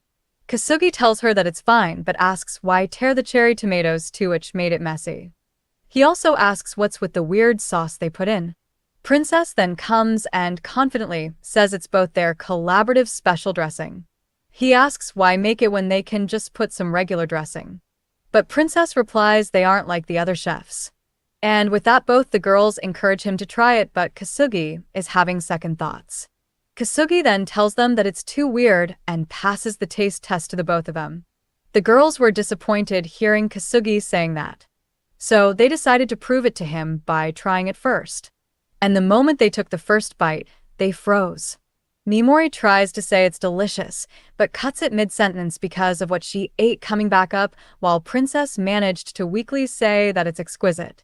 Kasugi got worried at both of them and screams to stop lying and to spit it out. After surviving, their teacher suddenly approached them. He compliments their salad for being unique. Then, with zero hesitation, tasted it. They tried to warn him, but he already took a spoonful. After that, the teacher also froze for a moment, then asks who cooked this. And with that, Mimori and Princess was asked to report to the staff room after class. After being scolded and coming out of the staff room, they ask each other how did it end up like this, with the school counselor even being summoned to reprimand them. After that, someone called out to the girls, asking if they're fine, seeing that they're gloomy. It was Kasugi. Mimori got angry and asks if he's here to lecture them too. But Kasugi calls her a dummy and says he's here to just check on them. He then tells the two that the flavor they made was pretty unique, and says it wasn't all that bad. The girls got stunned by what Kasugi just said, with Mimori asking if he's really telling the truth. Princess was also taken aback and asks him why he's suddenly being very considerate to them. Kasugi then blushes again and thanks her. But Princess yells at him that was not a praise. She then thinks about Kasugi. He's an astonishing individual. She sees him as his eternal rival. But maybe what she actually feels is. But before finishing her thoughts, suddenly somebody called out to Kasugi. It was her sister, with Hinata walking with her. As they all chat, Princess is just at the corner, surprised, realizing Kasugi has more girl acquaintances. She asked herself who those cute and adorable girls are and thinks that maybe what she really feels towards Kasugi is envy. Seeing Kasugi smiling and chatting with all the girls, Princess puts her head down. Then suddenly started laughing, which all of them took notice. She then calls out Kasugi and loudly tells him that he really is his eternal rival, manwha. And with that she started running while doing an Ojuasama laugh, while the rest were just silent as she sprints off away. Then Kasugi says that Princess maybe does have feelings for him, but Mimori again comforts him. Summer break finally came, but we see Mimori bored just watching anything on the TV. Then somebody called out for her. It was her hot older sister. Ah yes, my wife finally made an appearance. Mimori, seeing that she's dressed, asks where she's going. She's going on a date with me. She replies she's going to work. Mimori tells her that it's crazy hot outside, and with her going out it would make things hotter. Big Sis then asks her if she has plans to go somewhere over this summer break. She replies none because she's broke. Then suddenly somebody called her. It was her manager. She picks up the phone and asks what's up. The other person on the line greeted her. The manager tells her that they're short staff right now and asks if she can come earlier, and also asks if there's any girls she knows that could do part-time in short notice. Then she looks at Mimori playing with an arcade stick controller. Big Sis then puts the monster in Mimori's shoulder, grabbing her attention. Then tells the manager that she happens to know a girl who's extremely free at the moment. And that is the start of Chapter 9. Big Sis and Lil Bro. After arriving somewhere, Mimori is glaring at her sister, then calls out to her. She told her that they'd go out and eat lunch somewhere today, which she confirms. She then angrily asks her what's with the maid uniform she's wearing right now. She tells her that she's fine and reassures that she looks good in it. But Mimori tells her that's not what she means. Then suddenly the manager hugs Tsukasa. Finally Onisima's name is revealed. She greets her manager good morning. The manager then sees Mimori and asks who's the person that she brought. Tsukasa tells her that she's his little brother, but corrects herself and says it's her lil sister. She got surprised that she has a younger sister and compliments Mimori for being cute. Mimori, not knowing the situation, grabs her big sis and asks her what's going on. But she just yawns. The manager, hearing what Mimori is asking her sister, tells her that she's here to help them today. Mimori was taken aback, suddenly being informed to work. Then angrily yells at her sister for tricking her. She denies her accusation and tells her she'll be having staff lunch. Realizing she's technically telling the truth, she tries to find some other excuses. But her big sis just menacingly stares at Mimori and asks if she's thinking that she can get free lunch without working. Mimori got scared and apologizes to her sister, but in her mind, she screams that she doesn't want to do it. I mean, I'd also be scared if she looked at me like that. And also turned on. The door then suddenly opened, which the manager took notice. It was Hinata, also in a maid uniform, and informs the manager that she finished cleaning the shop. But as she's about to ask what to do next, she sees that Mimori is with them. Hinata got surprised and asks why she's here with Mimori, also surprised, asking the same question. Big Sis then asks Mimori if they know each other, with Mimori replying she's her junior. Hinata, on the other hand, is just in her mind wondering why she's always bumping into Mimori when she least expects it, then screams in her mind that Mimori looks very adorable wearing a maid outfit. Tsukasa then closes up to Hinata, startling her. As she's admiring her, Mimori tells Hinata that she's her big sis, which surprised her again. Tsukasa then holds Hinata by the chin, greeting her. Hinata, on the other hand, can't form any sentences seeing my wife up close, thinking in her mind that she's super gorgeous. She finally composed herself just a little bit. It's nice to meet yous. I'm new, so I hope you'll teach me the ropes, says Hinata. She started sizzling, so she let her cool down. Big sis then says she's funny, with Mimori agreeing. Mimori then asks Hinata why did she got a job. As she was about to tell the reason why, Hyo-chan pops out and tells her she asked her to help out, which surprised Mimori. Mimori asks if she's also working here then, which Kyoko confirms, saying Tsukasa-chan asked her to help. Mimori then says she somehow can't imagine her working, with Kyoko agreeing, saying all she does is play games all day. She then calls for Hinata, then asks her if she was also lured by the promise of a lunch staff. Hinata turns red again and replies that the omurice here is super good according to Kyo-chan. Kyoko then calls their attention and points out that she got hired first. So today she asks the two of them to address her as Kyoko-senpai, with the two of them confusingly agreeing. And with that, the maid cafe is finally open. But before letting the newbies out to work, Kyoko-senpai is about to show them the proper way to greet customers. She tells them that when a master comes in through the door, they should welcome them with their brightest smile, which they both agreed. Hina-chan tried it first, turning all red, blushing, with Kyoko-senpai telling her she's too tense. Mimori, on the other hand, greets in a weird Yankee way, calling the customer boss man, which Kyoko-senpai tells her that, ma'am, this is a maid cafe. Kyoko-senpai then demonstrated the proper way of greeting the customers, showing her brightest smile, but Mimori points out that her expression hasn't changed at all. With her also not being able to properly do it, they decided to look for a better example. Kyoko-senpai and the newbies then decided to observe Big Sis on how she'll do it. But Mimori asks if she's serious and points out that she's like that.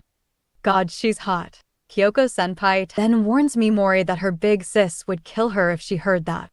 The first customer finally walks in, and the three hid behind some plants, with Kyoko-senpai telling them both to observe, but Mimori doubts if her big sis would really greet the customer properly.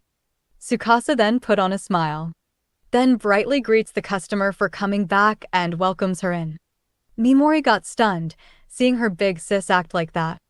Hinata started taking notes, saying she's a pro, with Kyoko-senpai agreeing, complimenting her. Mimori, on the other hand, is still stunned. Mimori approached Kyoko-senpai and asked who the hell was that, not believing what she's witnessing, with Kyoko nonchalantly replying it's Tsukasa-chan. Mimori says she never saw her big sis act like that, with Kyoko-senpai saying that's its gap manwha. And as they look at big sis guiding the customer, they realized it was Princess, with Mimori greeting her, making Princess surprised. Princess asks why she's here and asks why she's also dressed in a maid uniform. Mimori didn't want to do a long explanation, but just says she's just working part-time for now and asks if she looks good in her maid uniform, which Princess enthusiastically confirms. Mimori then asks if she comes here a lot, which made Princess nervous. Princess tries to not expose herself, saying that she's just happened to be passing by and was just curious, so she entered, but because of her nervous shaking, something fell off her bag. Kyoko picks it up, realizing that it's a reward points card here, and got amazed because she has a ton of points. Mimori tells her there's nothing wrong with coming here and asks why hide it, but Princess still denies it and tries to find some excuses. Princess then reasons that she's a decuplet and tells that maybe some of her siblings visited this establishment multiple times. But it's too obvious she's lying, and Mimori wonders why go so far to tell a lie. If anyone's wondering what decuplet is, it's having 10 siblings like twins. Imagine carrying 10 kids in your belly at the same time. That's what's gonna happen between me and Big Tsukasa-chan then interrupted their conversation, holds Princess's chin and asks permission to escort her to her table. Princess, with the same reaction I make every time I see Big Sis, agreed, while the three observe further. Kyoko again compliments her with Hinata praising how she does it while Mimori is still in disbelief her big sis can become more hotter. Big sis cheerfully took Princess's order, then told her that another maid will be accompanying her as she's gonna go give her order. Big sis then approached Mimori and told her lil sis to accompany Princess, which she complied. Mimori sat together with Princess and wanted to ask her a question, which made Princess curious. Seeing her simp to Big Sis, she asks Princess what did she find so good with her sister. But she blushingly tells her what's not to love about her. Her keen and prescient eyes, those mannerisms which seduce the senses. She's the absolutely ideal temptress. But Mimori just thinks her Big Sis looks absolutely more like a demon queen. Which I'm also down. With them chatting, she also asks how were the supplementary classes. Princess got dispirited for a moment and tells her it was like a never-ending hell. After that, Princess's order was finally cooked and Hinata informs the two that her order, fluffy melty omurice, is here. Princess got surprised again meeting her. She asks if she's one of the girls she met previously at school, which Hinata confirms saying she remembered her. Princess brightly tells her she'll never forget anyone as cute as her, which Hinata confusingly thanks her for her compliment. Princess then got excited and asks her to cast the magic spell. Hinata instantly got embarrassed, not wanting to do it. But then looks at Mimori with Mimori confusingly looking at her back. She shakes her head and tells herself she cannot get cold feet now and tells herself that she can do it. Become delicious. Mokyun. Seeing Hinata cutely performing, the two instantly died. She got worried and asks if they're fine and wonders if she made a mistake. But Mimori got back up and tells her she was just super cute right now. Hinata, as always, went bright red, taken aback by Mimori's compliment. Then asks her if she's teasing her again. Princess, on the other hand, is just observing the two. Mimori tells Hinata that she's not teasing her and was just being honest, but Hinata just shoves her and asks to go help the others. Princess, seeing Hinata's reaction, made some conclusions in her head. Hinata goes back to Princess's table. Then Princess suddenly asks her if she fancies Mimori-san. Hinata went red again with Princess's question. Then covers her face with her hands. That's so hot you could probably cook an egg in it. Shyly says yes. Princess, seeing her being like that, thinks she's adorable. She then got more excited and asks Hinata for some girls' talk. After a while of chatting, Princess also blushes hearing their love story. Princess fell in love with the story of how they first met, retelling it, which Hinata loudly tells her to not say it out loud because Mimori might hear it. She then apologizes because it was just so pure, she couldn't help herself. Princess then closes up to Hinata, holds her hand tightly, and asks to tell her more about her love story next time they meet, but Hinata again tells her that she's too loud. After a while, Hinata finally came back, which Mimori took notice. She then asks her what did they talk about since she observed Princess getting fired up with their conversation. Hinata doesn't want to answer her, then runs away and tells her it's none of her business. Mimori tries to call her back, but she already fled. She wonders if she said something wrong while the guy he's serving is also confused. Then suddenly, the lights turned off. Mimori asks what's happening, then suddenly Kyoko-senpai shows up, then greets the guests and thanks everyone for their patience. She then tells everyone that it's finally time for the live show performance that will be performed by the maids. Mimori was intrigued learning they also do this sort of stuff. But then Kyoko-senpai called out the new rookie maid, Mimori-kun, with the light directed at her, which instantly surprised her. Kyoko-senpai asks Mimori to go onto the stage, but as she is about to complain, her older sister suddenly approached her asking what she's doing, then threateningly asks her to sing, which she complied. After finishing work, the manager thanks the girls for helping out today. She then approached Hinata and tells her if she ever wants to work to the cafe, to just say the word. Kyoko, on the other hand, compliments Mimori for her singing, with Mimori apologizing for being tone deaf. And with that, the three parted ways, leaving the siblings, but Mimori asks where Kyoko's going since her house should also be going in their direction, but her big sis tells her she told her she's gonna hit up the arcade. With the siblings left alone, Mimori looks at her sister. She thinks she really got her good today, and thankfully, Kasugi didn't found out she'd be working in a maid cafe because he'd definitely come harass her. As Mimori is about to complain to her sister deceiving her, Big Sis looks at her straight in the eyes and asks her if she needs something.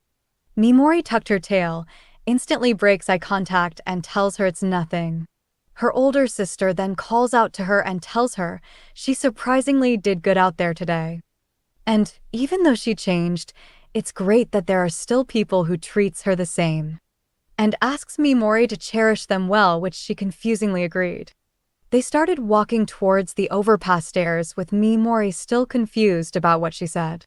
She asks herself if she may have been looking out for her. Mimori got flustered by that fact and sees her sister being all awkward and not honest about it, then decided that she'll forgive her for deceiving her for today. But then Gap Moyani-san suddenly got reminded of something. She tells Mimori that she put in some request for her to take shifts next week and asks her to take a look when she had a chance. Mimori got dumbfounded for a moment, then yells at her sister what she's talking about. But Big Sis replies that it's a good deal since she needs cash and is free anyways. And with that, Mimori retracted her praise about her older sister. She again tries to complain, but with a single question from her older sister, she again quieted down. And that is the end of Chapter 9. As always, thanks for watching. Subscribe to get notified when the next part comes out. You guys subscribing also helps me reaching my 1,000 subscribers goal. Stay safe everyone, hot older sister is my waifu. The story starts off with Kasugi forcing himself to close his eyes. Why, you ask? Holy Mother of God. She spread her legs open. And she's right, her assets are actually pretty decent. Man, they skipped some steps. And that is the intro to this next chapter.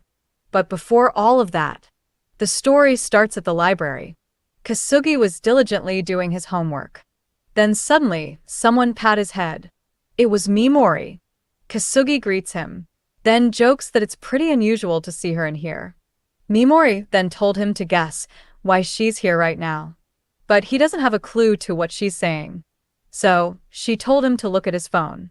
Kasugi then apologizes after seeing his phone with a lot of messages and missed calls from her like a concerned girlfriend, with Mimori saying that she was worried. She thought something happened to him. She even rushed to his house to only meet Kyoko, but she told her where he went, so she figured to just go to the library too and study with him. After her yapping, she looked at Kasugi, then sees he's making a face, which she questions him why he's making that face for. While Mimori is taking out her notebook, Kasugi shows her the reason. It was a photo of her and the girls when she worked at the maid cafe. She then got puzzled as to where he got that from. My guess is it was sent from this girl making a heart shape to flex on him. Kasugi yells at her, asking why didn't she told him anything. If she's ever gonna wear a maid outfit, she should always inform him. Mimori got confused with what he said and asks if he also wanted to wear one. But Kasugi denies it, saying that's not what he meant. And with both of them, especially Kasugi, being loud in the library, a staff approached them and asks to quiet down, which they both apologize. Mimori asks him what he's bummed about. She reminds him the time she wore a maid outfit the very first day she became a girl and the time they lost to her gamer Amudo.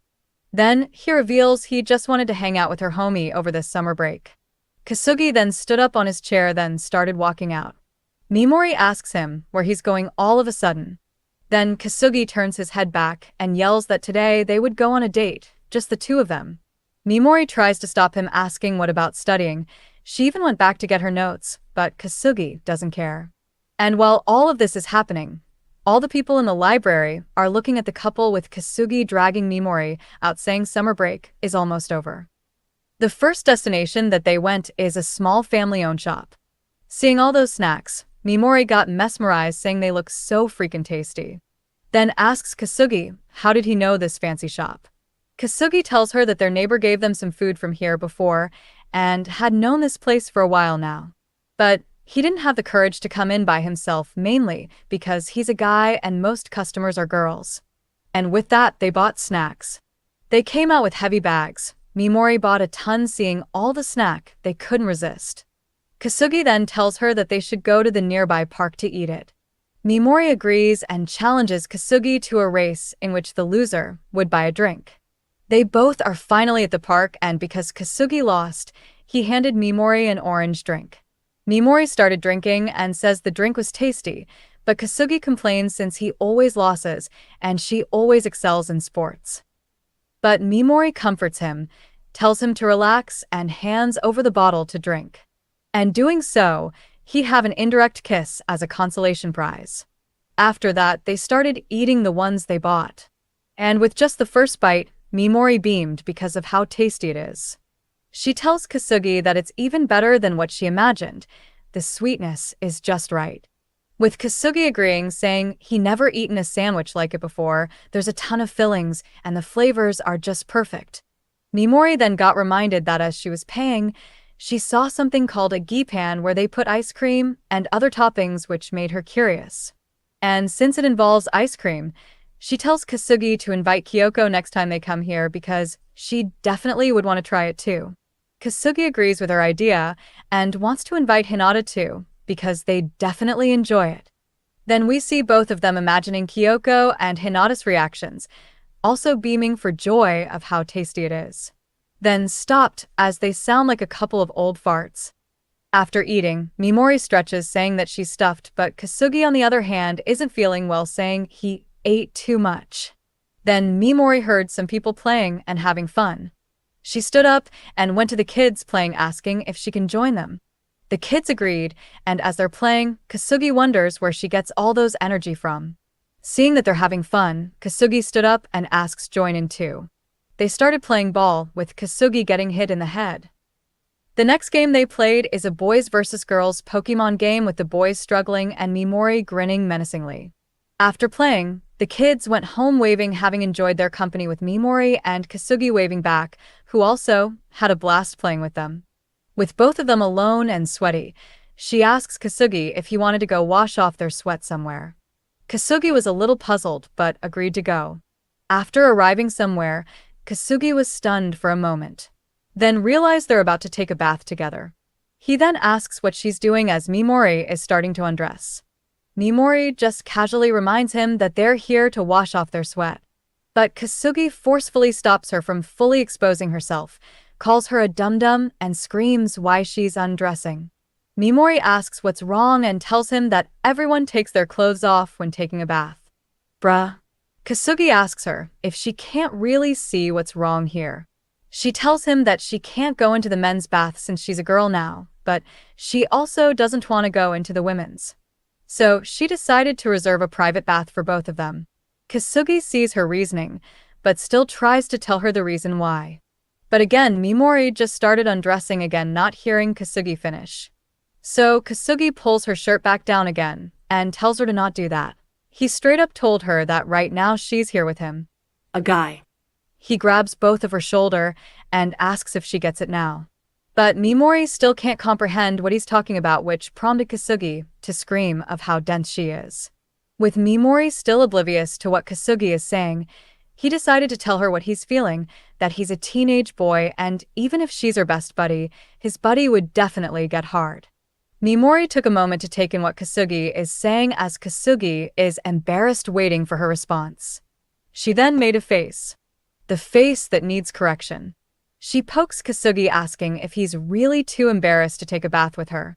Kasugi warns her to not get any closer and to not act too smug for someone who's in kissing distance.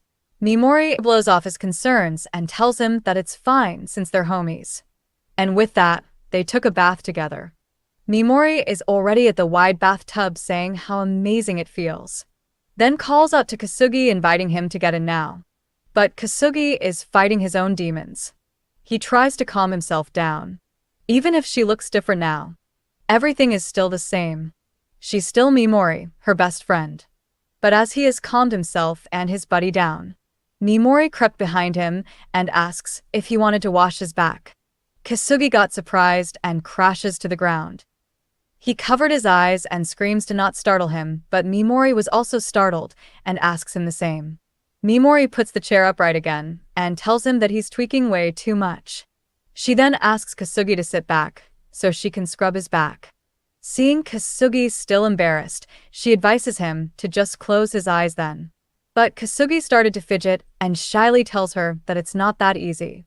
Mimori had enough of his shy and bashful attitude and screams at him to stop whining and let her wash his back already. And with that, Kasugi finally let her do it, but Mimori is still mad at him, asking who really is the man here. After that, they both went to the bathtub. Mimori then calls out to Kasugi and tells him that it's fun to go karaoke or hang out at the arcade. But doing stuff like this every once in a while is also great, she says as she's smiling at Kasugi. Kasugi smiles back at her and agrees with what she said. What a wholesome moment they're having. And with that, they had brutal, After a while, Mimori felt more good after chugging in some milk after their bath. Both of them felt satisfied, but as Kasugi is drinking, his phone rang. It was from Kyoko, with him also getting missed calls from her, probably because it's already late. Kasugi thanks Mimori for the date and tells her that he had fun today. But Mimori shows some fireworks and tells him it's not over yet. Kasugi asks her when did she bought those. But Mimori didn't answer him. She reminds him that summer break is almost over and tells him that she's not satisfied yet, so he's still his until she's full. Kasugi smiled, and with that, they continued their fooling around. And also invited Kyoko to join them. Hell yeah. The story starts with the group planning to go to the fireworks festival on Sunday. All the rest agreed on going. Same with Hinata replying to the group chat that she'd also definitely go. She then wonders if everyone will come in yukatas. She lifts up her plush toy and tells it that it would definitely gonna be a blast. Then she turns her head towards an outfit. She got reminded that she never gone out with Mimori senpai with the promise of wearing the clothes they bought for each other. She did finally had a chance to go out with everyone, but she still haven't worked up the courage to ask Mimori senpai out. She then wonders if there's an opportunity that would fall into her hands. And as she is saying that to the plushie, her phone rang. It was from Mimori senpai. She got surprised, dropped the plushie and started panicking, fumbling her phone, saying she should hurry up and answer. Hinata finally answers her phone and nervously answers Mimori. Mimori asks if is now a good time since Hinata wasn't picking up for a long time. She nervously answers yes, but thinks that it's totally not since she's still a little panicky. Mimori then asks her if she wanted to go on a date with her tomorrow. Hinata got taken aback by her question, then screams so loud Mimori distanced her phone in her ear, and even hot older sister took notice. And that is the intro to this next chapter. Hinata is facing the glass looking at her own reflection and asking herself if she looks weird. She braided her hair to match her clothes, but wonders if she looks okay. She sighs as she recalls what happened last night.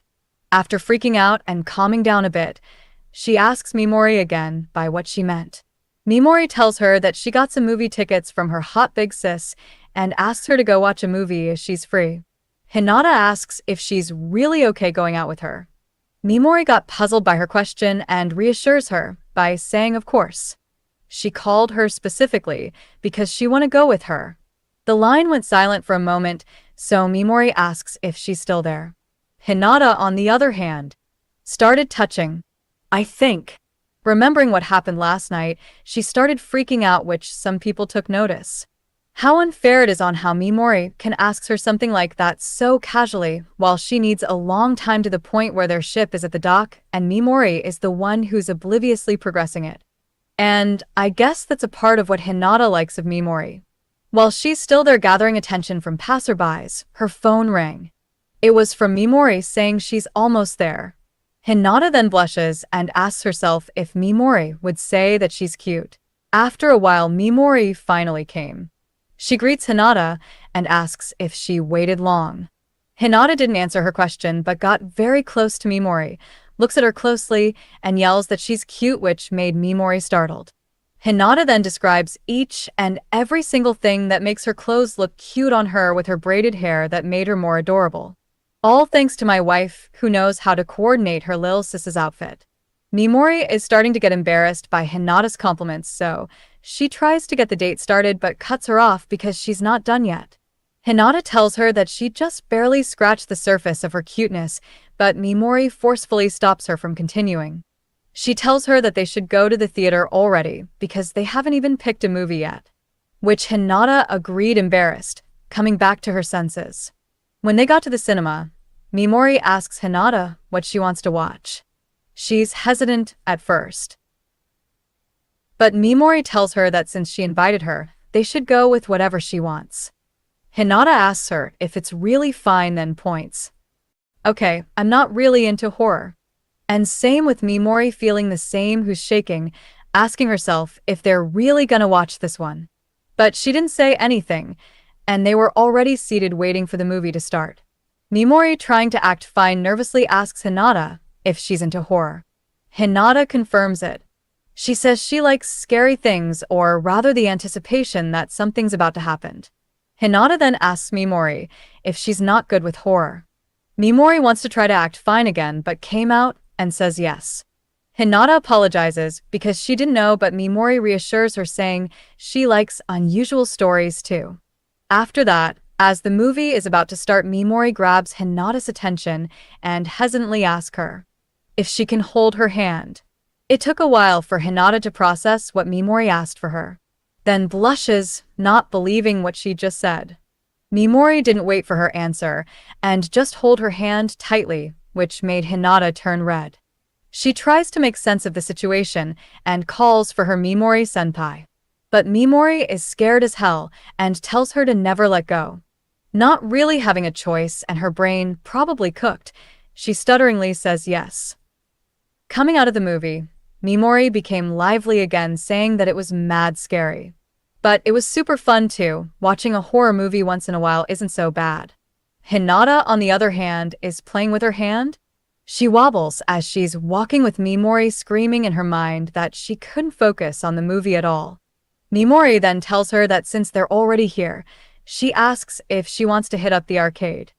Hinata wasn't paying attention just now, but she still said yes. They look at the rewards for a while, with Mimori saying that they can do a lot of stuff with the reward tickets. Hinata, on the other hand, noticed that it can also be exchanged with a photo booth. As she's about to tell her senpai something, Mimori just runs excited to play. After they had their fun, Mimori decided to exchange her winnings with some more tokens used to play with. Hinata also wonders if she should exchange hers with tokens too, but then someone called for her attention. It was the typical pickup guys you see in every anime. One of the guys complimented Hinata while the other asks what she's doing, if she's waiting for someone. They both ask if she wanted to hang out with them. And as our female heroine is getting uncomfortable, suddenly our protagonist came that's going to save her, thanking her for waiting. But Mimori doesn't know what's happening and cheerfully asks Hinata if she knows them as she's looking at the guys. The guys then looks at Mimori and got charmed by her cuteness. They pounce on her, telling her she's a pretty lady damn, and asks if they can get her digits. Mimori then went silent as the guys is nervously waiting for her answer. And it Actually worked. Wow. She passed through the guys and calls for Hinata, thrilled that they're trying to riz her. She goes back to praising herself on how much of a total cutie she is, and as expected that she be catcalled. The guys are still waiting for her answer. But Mimori apologizes as she grabbed Hinata's hand, then tells the boys that they're currently on a date. Hinata got surprised by Mimori's statement. Mimori hands over the tokens and pulls Hinata away, parting from the guys, greeting them goodbye. The two guys look at each other for a moment. Then, just like me, they totally support Yuri as we see the little Mimori dragging Hinata away. As the two is walking, holding hands, Mimori apologizes to Hinata. She tells her she said they're on a date to get those guys to back off. As Mimori is realizing that what they're doing is a date, Hinata shyly calls for her name. Seeing Hinata turning red, she asks if she's alright. She then saw her still holding her ticket, which she didn't have a chance to exchange. Mimori asks if she wants to go back and exchange it. But finally, Hinata mustered up some courage, then asks Mimori to go take a picture together. Mimori tries to refuse her, saying she's never been in a photo booth before and it's kinda embarrassing. But Hinata loudly pleaded with her. Then cutely says that she wants a picture with her as a memento from their date. Hinata finally made Mimori skip a beat and agrees to go. After the date, we see Hinata looking at their pictures that they took together. She was glad that she went out with her Mimori senpai today. Plus, she got a picture together with her, which made her happy. She then recalls the way she asks Mimori to take a photo with her. Then cringes at herself, saying that was super embarrassing. As she is still cringing, her phone rang. It was from Mimori. And seeing that, she recalls what happened earlier. Mimori thanks Hinata for today, with Hinata thanking her back for inviting her. But before they part ways, Mimori calls out Hinata one last time, saying she forgot to tell her something. Mimori forget to tell her that she is super cute today. Yuri. Yuri. Yuri. Yuri. The story continues with someone finished being dolled up. It was Hinata. She got amazed by how cuter she became looking at herself in the mirror. She thanks my wife, Tsukasa-san, for helping her with her look today, with Tsukasa appreciating her gratitude. Tsukasa-san then does her killer move, holding someone by the chin and look at the person's eyes. Tsukasa says to Hinata that she looks great. But Hinata cooked her brain and responds with yes. The three also came in. Mimori asks if she's done and Kyo-chan complimenting Hina-chan, while Kasugi only came in because her younger sister didn't put on her hair clip decoration. As Kasugi is putting on Kyoko's hair ornament, Hinata thanks Kyo-chan for asking Tsukasa-chan to help them. With the girls ready to go, Mimori asks everyone to get going, but Hinata got confused. She asks the two who's in casual wear if they aren't going to dress up. They both confirm it. Mimori then says that yukatas are like super hard to move in. And with a tight sash, she can't really pig out. But as she's saying there's no need for her to wear one, someone's hand grabbed her shoulder. It was her big sis and coldly tells her that she's wearing one. Mimori, scared and having no choice, just says yes. And that is the intro to this next chapter. Fireworks Festival. In the next scene, they are already at the festival. We see the two dazzling, but both are not happy with their getup. Kyoko asks what's the big deal. And seeing her, she already started eating some ikeyaki, which his older brother immediately took notice. The siblings started walking first, with Kasugi asking her younger sister if she remembers to bring some money, but Kyoko just tells him that she thought his very caring brother would be treating her today. Kasugi got angry at her, but at least he didn't deny it. The other two, on the other hand, are in the back. Mimori is smirking at the siblings, probably thinking she might also get a chance to extort Kasugi. Hinata, on the other hand, is thinking of something. She asks herself, what should she do? She can't get over what happened and what she experienced in their date, that she has no clue what to talk about. She started overthinking, not knowing what to do. Then finally snapped back as Mimori is gradually making her voice louder for her to bring her back. Mimori then worried tells her that if she keeps spacing out, she's gonna get left behind. Hinata went silent for a moment and then suddenly called for Mimori. Hinata tells Senpai that her yukata looks great on her. Mimori smiles hearing her compliment, and replies that hers too. And here we see the group touring each stall. Kyoko having 2 choco banana, which made Kasugi worry. I don't know what this is, but they're having fun. And finally, the Squid Game cookie challenge. Mimori then made a serious face as she said a no word, because she was having so much friggin' fun. Kasugi then belittles Mimori for being acting hyped in a festival when she's already a high schooler. But we see Kasugi also being childish, flexing his prizes and stuff which she called him out for. Mimori then asks where did he got the sword. Kasugi tells her that he won it at the shooting gallery over there.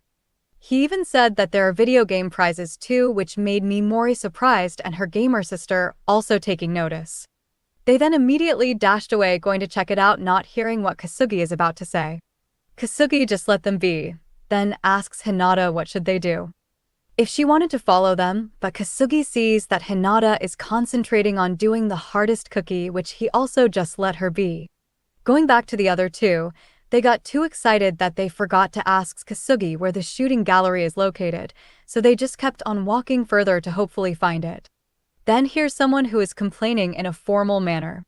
It was Princess asking the vendor to do another try and also see that it's the shooting range Kasugi talked about. Kyoko greeted Princess first with Mimori greeting her too and happy that she's having fun.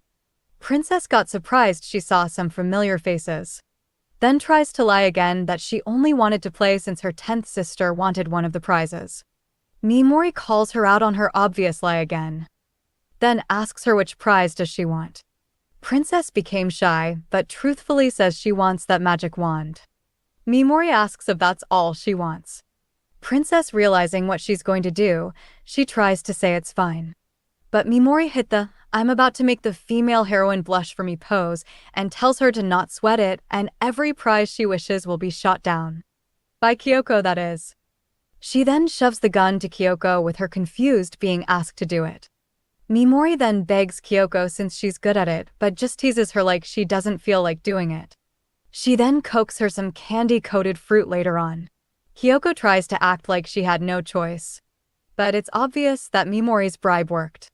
As Kyoko is preparing to play, Princess pulls Mimori aside and asks her if it's really fine. Mimori assures her, puts her arm in her shoulder, and tells her to just watch. As Kyoko is adjusting her aim, the vendor asks if she can really shoot straight. Then with her cold, expressionless face, she just says easy picking. She shot the light sword Mimori wants, the video game she wants, then the magic wand Princess wants.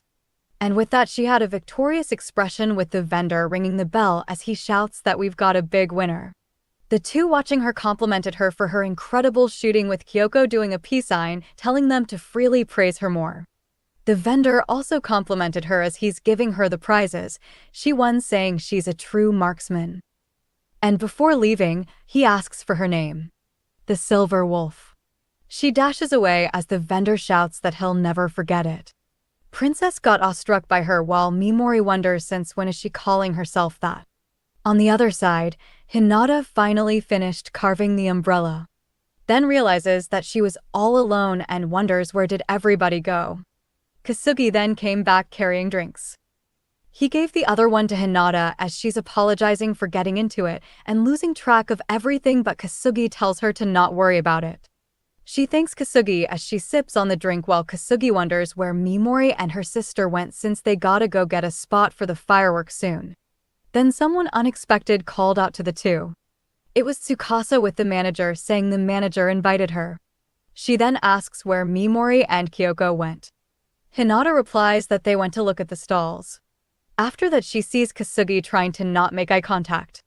She then calls out his name which made him jump up.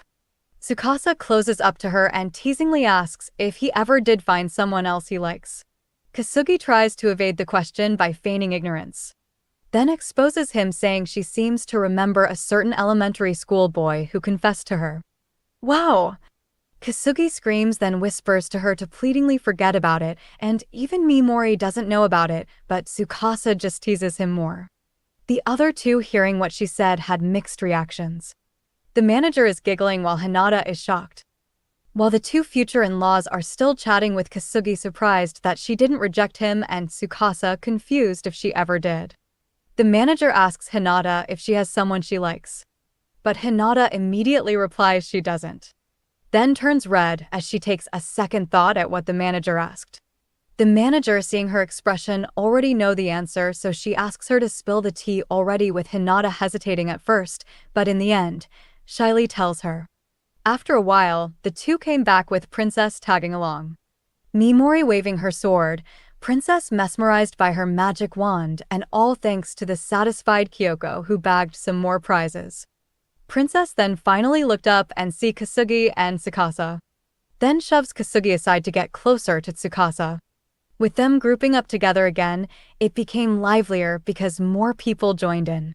And with that they went to find a spot. In the next scene we see fireworks already exploding.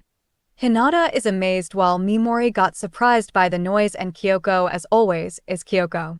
Kyoko then asks his big brother how did he find this great spot. Kasugi proudly says that he did a lot of preparation for today. Tsukasa then came in and teasingly asked Kasugi if he would have brought his girlfriend here if he had one. And the more that I read this, the more I realized, this guy is in a harem. Kasugi again shyly tells her to stop making fun of him. But then Princess saw that they're talking again. and see that they started arguing in the background, and while they're at it, Hinata calls out for her senpai. She thanks her for inviting her today. She reminisced about the very first time he interacted with her. And she never imagined that. With her. And with everyone else. That they'd all see the fireworks together. Never in a million years. Mimori agrees. And she jokingly says she never thought she'd become a cute girl too, which made Hinata giggle agreeing.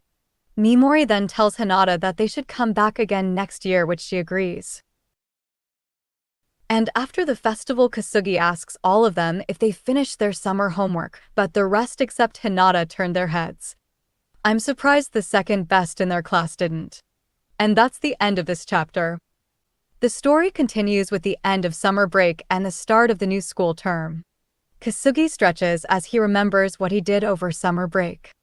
The time he and Mimori had a private bath together. And the festival they went last time. He decided to brag about it over the guys in class. He then worries about Mimori if she remembered to switch to her winter uniform because it's gonna get cold now since she's the type to totally forget. And right as he's thinking about her, Mimori finally came. She tells Kasugi that she forgot that they had school today and also see that she's still wearing a summer uniform, which made his suspicion come true. And that is the intro to this next chapter. Kasugi, like a boyfriend, a gentleman, and a bro, unquestioningly removed his jacket and gave it to her girl with Mimori thanking him. He says at least it's not like last year where she completely forgot they even had school. With Mimori agreeing, she ended up not coming until noon. Kasugi reminds her that they're already second years and tells her that she really needs to get her act together. He then got mesmerized at Mimori as she's putting on his jacket, replying to his scolding. Then suddenly hugs Mimori tight, asking to marry him, which made Mimori surprised. In the next scene, we are already at the school. Their homeroom teacher concluded the homeroom. Tells everyone that summer is now over and to start studying again. And since health class is next, he asks everyone to change into their gym clothes and go to the infirmary when called. And as the bells rung for the next subject, Mimori woke up from the noise. She looks at some people walking somewhere and asks if something's happening today. Kasugi scolds her for not paying attention in class, then tells her that they're having their physical exams today. She grumbled hearing today's activity. Then sighs as she says that her height and weight barely change every year, so there's no point in doing it. Kasugi just replies, "Dude, you're seriously saying that?" After a while, we're already at the infirmary. A student bows thanking someone as he's exiting the infirmary. He was thanking the school nurse. She grabs her shoulders as she complains her shoulders have been so stiff lately and wonders if she should drop by the chiropractor on the way home. But decided not to. Why, you ask? Her favorite yaoi manga is out today and needs to savor the special pre-order edition she bought when she gets home. After that, she continues her job and asks for the next person to come, who's also going to be the last of the boys, and his name is Mimori-kun. And as she's got reminded of what happened to Mimori, she came in, greeting the doctor casually. She looks at Mimori closely and asks if she's Mimori-kun. Mimori confirms, then sees that she's curious about her, so she points at herself, smiles, and tells the nurse that her body just randomly became female. Then casually thanks the teacher for taking a look at her. But the nurse is still questioning how did it even happen. She thinks that this kind of stuff are like something straight out of a manga. The nurse then sees her fluffy hair, clear and sharp eyes. She resembles the photo of himself when she was still a guy. The school nurse then stares intently at Mimori, which made her nervous. So she asks the nurse to start the examination. The nurse broke from her thoughts and apologizes. She just puts aside her questions for now and to first focus on her job. And with that, they started with measuring Mimori's height. The mark tapped Mimori's head and see that her height is 152 centimeters. Mimori got surprised by her new height and says she shrunk a whole 20 centimeters, which made the school nurse also surprised. She then thinks that if someone's gender change, then their body also changes drastically, which is amazing. The nurse then instructs Mimori to go in the weighing scale. And with her in the scale, she says that she also became way lighter, which made the school nurse jealous. After taking her measurements, Mimori thanks the teacher again, but before going back to class, the school nurse wanted to ask Mimori some questions and excuses it as counseling. Mimori plops down to a seat as the teacher thinks that it's time for the real event and her to spill the beans. She takes a moment, then questions her. If your body could not revert back to the way it was, what would you do? Mimori thinks at her question and takes a moment to answer her. She tells the nurse that she isn't much of a deep thinker. Her body might change back someday, but it might also never go back. All she knows is that no matter her appearance may be, she's still her. He's him. We then see a full-page panel of Mimori smiling at the nurse saying, "But anyways, I've only got one life. It'd be a shame if I didn't enjoy it to the fullest." The teacher tries to hide her smile, praising Mimori in her mind of how amazing she is. She thinks she has such a stellar mindset. And she's the perfect gender-bent girl she always wanted to see. Mimori, noticing the school nurse is silent, got worried and thinks if her answer was too pretentious. The school nurse fixed herself, then wanted to ask Mimori another question. She blatantly asks Mimori if any boys have confessed to her. Mimori slightly blushes as she questions her question.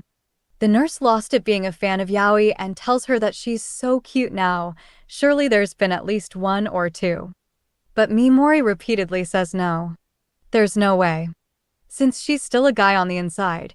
The nurse then became disappointed. Even though she became such a cute girl, no boys tried to ask her out. Which Mimori also agrees with her. So like she's down then. She tells the school nurse that nothing like that happened so far, then disses the guys for having no taste, with the nurse calling it a shame. As the school nurse is drinking her coffee, Mimori got reminded about her best friend who loves to joke about it. Bruh, she thinks Kasugi's just joking. That's sad. She spits out her coffee as Mimori says his best friend is always saying that they should get married. The nurse calmly puts down her cup, then faces Mimori. She came close to Mimori and got super excited again, asking her to spill the tea, sis. Mimori tries to tell her that it's just a joke, but the school nurse insisted on hearing the details, which made Mimori question if this is really counseling. After a while, Mimori came back. Kasugi greets her, then sees that Mimori is exhausted and drained from the whole thing, which made him worried. After slumping down to her table and explaining what happened to Kasugi, he tells her that it makes sense that she'd be questioned a ton. She says that the physical exam and counseling was expected, but the other stuff are sus. Kasugi then went red and thinks of the most wow thing possible. But Mimori just tells him to keep dreaming. Kasugi got relieved it wasn't what he was thinking. Then Mimori got reminded of some things. She straight up asks Kasugi if he likes her. He got surprised, then questions her with that sudden question. But Mimori explains that he's always asking to marry her. Kasugi then asks if she told the nurse that, with Mimori agreeing because the conversation just went that way. After the conversation with the nurse, she ponders and says, "I always thought that it'd be the same no matter what I look like. But then I realized that I might end up changing more than just physically. Like maybe I'll fall in love with you."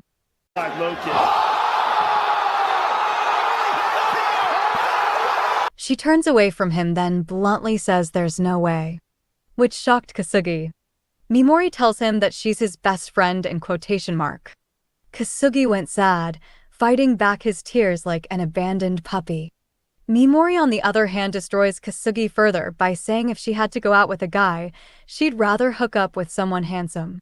Kasugi asks her if she's just messing with him, but Mimori just teasingly answers him and tells him to chill out. The nurse, on the other hand, is watching the spectacle, praising Mimori, saying she's the best. And that is the end of this chapter. There's actually some extras, but I decided to not add them because... Oh my god. Why is it like that? It's not put on properly. And bro, I know you're a guy, but like... Anyways, this is also sadly the last chapter for now. But at least it's still kinda ongoing. Last update was 2 years ago. But the author is still active on Twitter, so... Yeah. Thanks for watching. Please subscribe to help me get 1,000 subs. Stay safe out there. And bye bye.